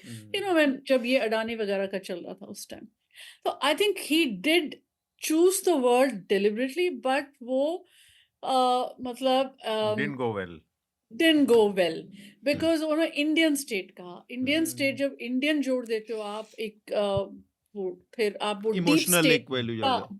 वो डीप स्टेट का मतलब नहीं आता उसमें। डीप स्टेट जैसे पाकिस्तान में डीप स्टेट यूज करते रहते हैं। पहली बार मैंने डीप स्टेट का सुना था, पाकिस्तान में ही सुना था जी कि डीप स्टेट है, एक डीप स्टेट है जो काम करती है वहां पे। तो वो जब आप डीप स्टेट कहते हैं तो then you are not pointing a finger at your own thing. And also जो इंडियन स्टेट है वो the Congress was the inheritor of that state, no, from the British. हाँ। Congress government बिल्कुल। थी उस टाइम, जो गवर्नमेंट बनी, तो they were the inheritors। तो उन्होंने इतने साल क्या किया? Anyway, all those are questions, other questions, but इनका जो वर्डिंग था, शायद इनको डीप स्टेट कहना चाहिए था। मेरे हिसाब से लगा कि शायद वो डीप स्टेट कहते तो इतना इस पे रिएक्शन नहीं होता, विवाद नेगेटिव, नहीं होता। हाँ जैसे उन्होंने कहा इंडियन स्टेट। हाँ तो नहीं, I बिल्कुल think ठीक बात that है। is ये हो सकता है कि हम्म। एक जो हमने बात की कि शब्दों का चयन बहुत मायने रखता है राजनीति में। मंशा अलग और चीज है। इंडियन स्टेट कहने से ही आप एक इमोशनल, क्योंकि बीजेपी क्या है, बीजेपी पिछले 10 साल में ये बात आपको समझ में आ जानी चाहिए थी कि जब से बीजेपी आई है और खासकर मोदी के नेतृत्व वाली जो बीजेपी है, वो बहुत एग्जैजरेशन में एक्ट करती है। छोटी तिल का ताड़ जिसको बनाना कहते हैं। आप उनके प्रवक्ता दर प्रवक्ता आप समझ देखिए, आप उनकी अंडरस्टैंडिंग टेलीविजन मीडिया के साथ देखिए, आप उनका कोऑर्डिनेशन मीडिया के साथ देखिए कि दोपहर में एक बयान होगा, शाम को उस पर प्राइम टाइम डिबेट होगी, और ये एक दिन के लिए नहीं होगी, ये हर दिन, हर हफ्ते, हर साल हो रही है 10 साल से इस नहीं, तरह की। लेकिन ये खेल अब कांग्रेस ने और दूसरी पार्टी ने भी सीखा है कि अमित शाह का जो नहीं। स्टेटमेंट था अंबेडकर को लेके, that was also blown out of this thing, और वो आउट ऑफ सिर्फ उसका वही 10 सेकंड चलाया गया जो 10 सेकंड सूट करता था। तो टू से कि मतलब कि अभी BJP, you are right, BJP political deftness में बहुत आगे है, परंतु ये खेल अब सबने सीख लिया है कि जो इसमें चीज मैं एक शब्द नहीं हृदय, मैं आपसे डिसएग्री करता हूँ इसमें कि अव्वल तो मैंने अमित शाह का वो बयान भी सुना। अमित शाह के बयान में कहीं कोई गड़बड़ी नहीं थी, वो लूज कमेंट था। ये कहना, किसी से तुलना करना, किसी की तुलना हमेशा किसी को बड़ा किसी छोटा दिखाने के संदर्भ में आती है। उस सेंटेंस में कहीं कोई गड़बड़ी है ही नहीं है कि इतनी बार भगवान को याद कर लेते तो स्वर्ग मिल जाता। कि स्वर्ग और भगवान बहुत बड़ी चीज है, अंबेडकर को छोड़ो। तो उन्होंने जो चूज किया उसमें गड़बड़ी थी, इसमें कोई शक ही नहीं। मैं दूसरी बात कह रहा हूँ, आज भी कांग्रेस ने भी वो नहीं, तो वही मैं tactic चूज करने की बात है ना, इन्होंने भी जो लेकिन चूज आप किया, वो आउट ऑफ कॉन्टेक्स्ट नहीं इस्तेमाल but हुआ है। अमित शाह ने गलत बात बोली थी। मैं गलत बात बोली थी आप कह रहे हैं, हाँ। लेकिन मैं कह रहा हूँ जो इन्होंने इंडियन स्टेट यूज किया in terms of semantics, that was also a mistake ना। हाँ, मैं तो कह ही रहा हूँ, हाँ, वो तो तो वही गड़बड़ी है। हाँ, वो तो राहुल गांधी की जो पार्ट भी में व्यक्ति गड़बड़ी को है मिलेगा वो। मौका वो छोड़ेगा नहीं, नहीं ये मैं कह छोड़ेगा। रहा हूँ। तो ये इसी को मैं कह रहा था कि मेरा बीजेपी क्या है सबमिशन जो था ये था कि आपने कहा कि यूज करती बीजेपी डेफिनेटली करती है, they are far ahead of them, but अब दूसरों ने भी सीख लिया है वो हाँ, करना। वो सीख लिया है, लेकिन फिर भी बीजेपी के पास एडवांटेज है, क्योंकि आज भी मीडिया जो है वो प्लायबल बीजेपी का है। मीडिया के ऊपर अधिकार जो है वो वो एक अलग बीजेपी चीज का है, है। but- तो विपक्ष को हमेशा डिसएडवांटेज की पोजीशन में रहेगा जब तक कि कोई बहुत बड़ा चेंज उस स्ट्रक्चर में नहीं आता, सेंटर के पावर में। कि आज की तारीख में है किसी की हैसियत जिसको व्हाट्सएप पे मैसेज आता है और शाम के प्राइम टाइम तय हो जाते हैं। मेन स्ट्रीम और यूट्यूब ये मीडिया अंतर और है। ये बिल्कुल अलग चीज है। वो उनको सोशल मीडिया advantage पे है। जरूर सबको हाँ। अब मिल गया और सारे लोगों को एक सोशल मीडिया पैरेलल तो हो सभी के जाता पास है, उनके सबके बीजेपी आ के गया। पास भी है। हाँ, तो वहां पर जरूर है कि सारी पार्टियां उस हथकंडे का इस्तेमाल करती हैं, चाहे वो फेक न्यूज हो, फिर मिस इन्फॉर्मेशन हो, वो सारी चीजें। आप नहीं आप बोलो बोलो, बोलो नहीं आप गाड़ी बोलो। चली जाएगी अच्छा दोनों अच्छा लोगों अच्छा के अच्छा बीच में।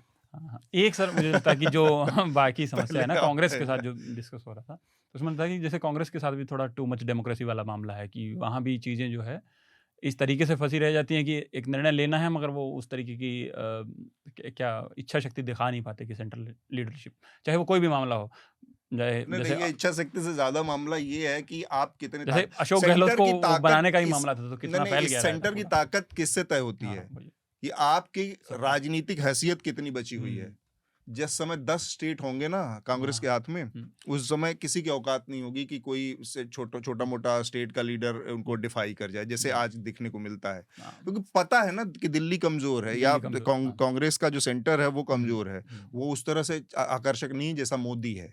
तो कनेक्टेड नहीं आज है। जो बातचीत को हम यहाँ पर रोकेंगे, लेकिन उससे पहले रिकमेंडेशन की प्रक्रिया पूरी करेंगे। और मैं चाहूंगा कि सबसे पहले हमारे दोनों जो मेहमान ऑनलाइन जुड़े हैं उनके रिकमेंडेशन ले लिए जाए, निरुपमा और राजलक्ष्मी के। सबसे पहले निरुपमा, आप क्या रिकमेंड करेंगी?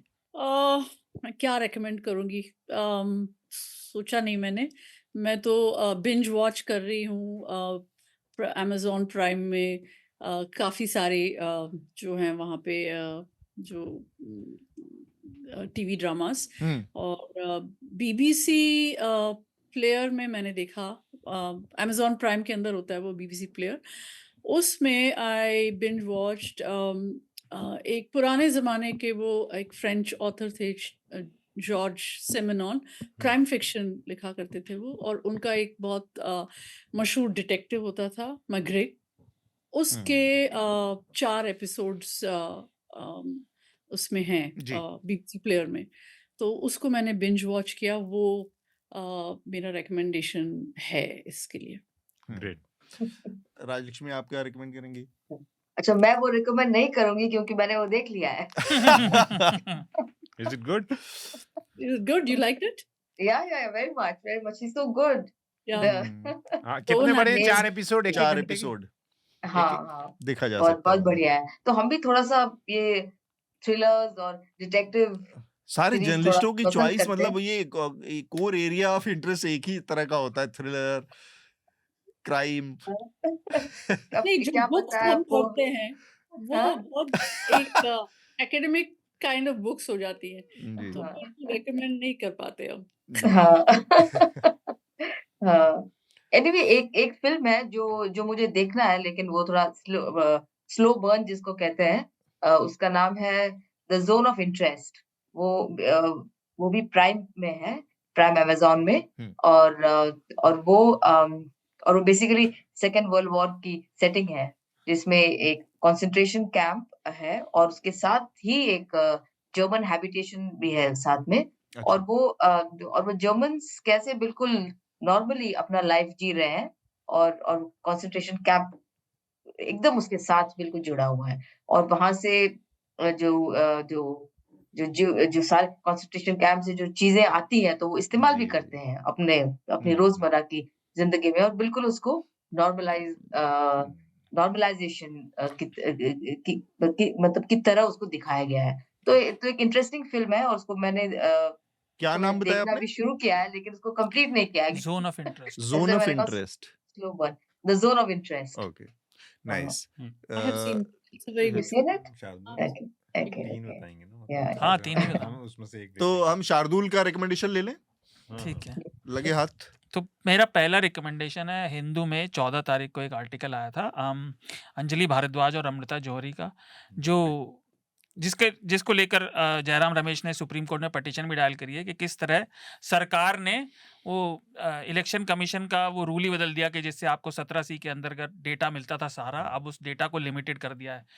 और अब हमें जैसे खासतौर से ये डिसीजन आया था चंडीगढ़ में जो पिछले साल हुआ था, जब वो चुनाव अधिकारी जो था जो गड़बड़ करता हुआ पाया गया था, तो तुरंत उस डिसीजन के आने के बाद सरकार ने रूल्स में चेंज कर दिया और पब्लिक जो आरटीआई के तहत डेटा मांग सकती है उसको लिमिट कर दिया कि उसमें खासतौर से सीसीटीवी फुटेज और बूथ की लिस्ट ये आपको आरटीआई के जरिए नहीं मिलेगी।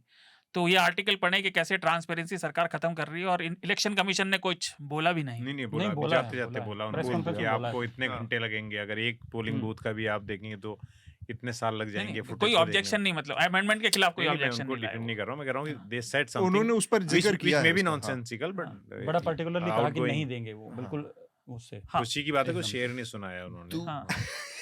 मेरा दूसरा रिकमेंडेशन न्यूज लॉन्ड्री पे एक पुराना आर्टिकल है 2020 का, आनंद ने लिखा था, ये आज हमारा एक लेटर है उससे जुड़ा हुआ है कि it's dishonesty to deny the reality of Lalu's misrule and lawlessness. तो ये आनंद का लंबा आर्टिकल है, वो उनका अपने आंखों देखी भी है उसमें और काफ़ी लंबा उसमें रिसर्च है। और तीसरा एक सीरीज़ है, मिनी सीरीज़ तो नहीं कह सकते क्योंकि it's related to a bigger franchise, Dune prophecy. और जिसने भी डून नॉवेल्स पढ़े हैं, द ओरिजिनल साइंस फिक्शन और फैंटेसी, और अभी पिक्चरें भी आई थी, जून पार्ट 1 और जून 2, तो उसी का है रिलेटेड के लंबी राजनीति और मैकिनेशंस कैसे चलते हैं, तो जून प्रोफेसी आप देखें। चल रहा है। जी विकास भाई हाँ सर, इस हफ्ते में मैं कुछ देख नहीं पाया, पर एक बड़ा अफसोस है कि छोड़ आप दो यार, देख इतनी नहीं सारी वो पाए। थक जाएंगे, वो होमवर्क थोड़ी देना है कोई भी। तो और बिल्कुल मुझे तो एक चीज है पर जो मैंने देखी शुक्र है थी। ये नहीं कहा कि आपने काम बहुत इस हफ्ते ज्यादा दे दिया था। नहीं नहीं नहीं सर, डेस्क से फुर्सत नहीं मेरे मिली। को उस दिन का इंतजार है जब आप व्यूअर से भी टेस्ट लिया करेंगे कि भैया इतना बोला था, तो तो आपने देखा एक है। चीज जरूर देखी सर, और वो मैं उस कॉन्टेक्स्ट में चाहूंगा कि दर्शक भी देखे, संदीप दीक्षित का इंटरव्यू जो आपने किया था। अच्छा, और उसको इसलिए कि वो जो टू मच डेमोक्रेसी वाली बात हो रही थी उस कॉन्टेक्स्ट में, कि उनसे हम्म। बात हो रही है, जब आप सवाल कर रहे हैं कि क्या इस चीज़ के लिए आपको हाईकमान ने टोका, नहीं तो वो कह रहे हैं कि नहीं मेरे से तो कोई बात नहीं होती ऐसी। तो वो एक चीज़, मतलब वो मुझे लगा। ठीक बात मुझे है। लगता है मैं आपके साथ एसोसिएट हो जाऊंगा। मेरा रिकमेंडेशन बहुत सिंपल सा है। एक रिकमेंडेशन था जो कि मैं बातचीत के दौरान मैं बैठा था जब इस बातचीत को शुरू करने के लिए, तब मेरे दिमाग में था, लेकिन अभी वो स्लिप कर गया। दूसरा मैं ज़रूर अभी उसका जिक्र कर दे रहा हूँ, और वो है जो नेथन एंडरसन का जो लेटर है उसको ज़रूर पढ़ें। Lovely. वो लेटर मतलब 2-3 लिहाज से मुझे लगता है कि पढ़ना ज़रूरी है कि एक आदमी खासकर मिडिल क्लास जो वो रहता है हमेशा एस्पिरेशंस के नज़रिए से, कि वो कहाँ कुछ चीज़ों को अचीव करने के लिए कहाँ तक जा सकता है, कैसे और कितना उसके लिए मेहनत करता है। और एक आदमी जिसने वो अचीव किया या कुछ चीज़ें कुछ खड़ी की और फिर उसके बाद उतनी ही सहजता से उससे अलग हो जाए, ये बड़ा रेयर कॉम्बिनेशन होता है। उससे अपने को पूरी तरह से डिटैच कर पाना। तो उस लेटर में वो सारी चीज़ें और वो मैच्योरिटी मुझे मतलब दिखती है कि कैसे उन्होंने उसको अपने को पूरी तरह से कुछ चीज़ों की प्रायोरिटी रखा। और एक लाइन थी उसमें ना कि ये मेरे लाइफ का ये chapter in my life doesn't define chapter है, it doesn't define the core of my life. तो वो बहुत इंपॉर्टेंट चीज़ है इसको, कि आप किस चीज़ को और वो कितना आपसे टोल ले रही है, और उस टोल की कीमत आप कैसे मतलब जो चुका रहे हैं वो कितना महत्वपूर्ण है, इस लिहाज से उसको पढ़ें। और इसके साथ ही हम अपनी आज की इस चर्चा को यहाँ पर रोकेंगे। Nirupama, Rajalakshmi, Hridesh, Thank you. विकास और शार्दुल, आप सब लोगों का इस चर्चा में शामिल होने के लिए बहुत बहुत शुक्रिया। Thank you so much. Bye. पत्रकारिता का नासूर बन चुके विज्ञापन के मॉडल को खारिज करके खबरों की इस दुनिया को बदलिए, ताकि पत्रकारिता आपके लिए जवाबदेह बने। newslaundry.com/subscription पर क्लिक कीजिए और अपने मन मुताबिक पेमेंट का विकल्प चुनिए, क्योंकि हमारे सब्सक्राइबर्स का नारा है, मेरे खर्च पर आजाद हैं खबरें।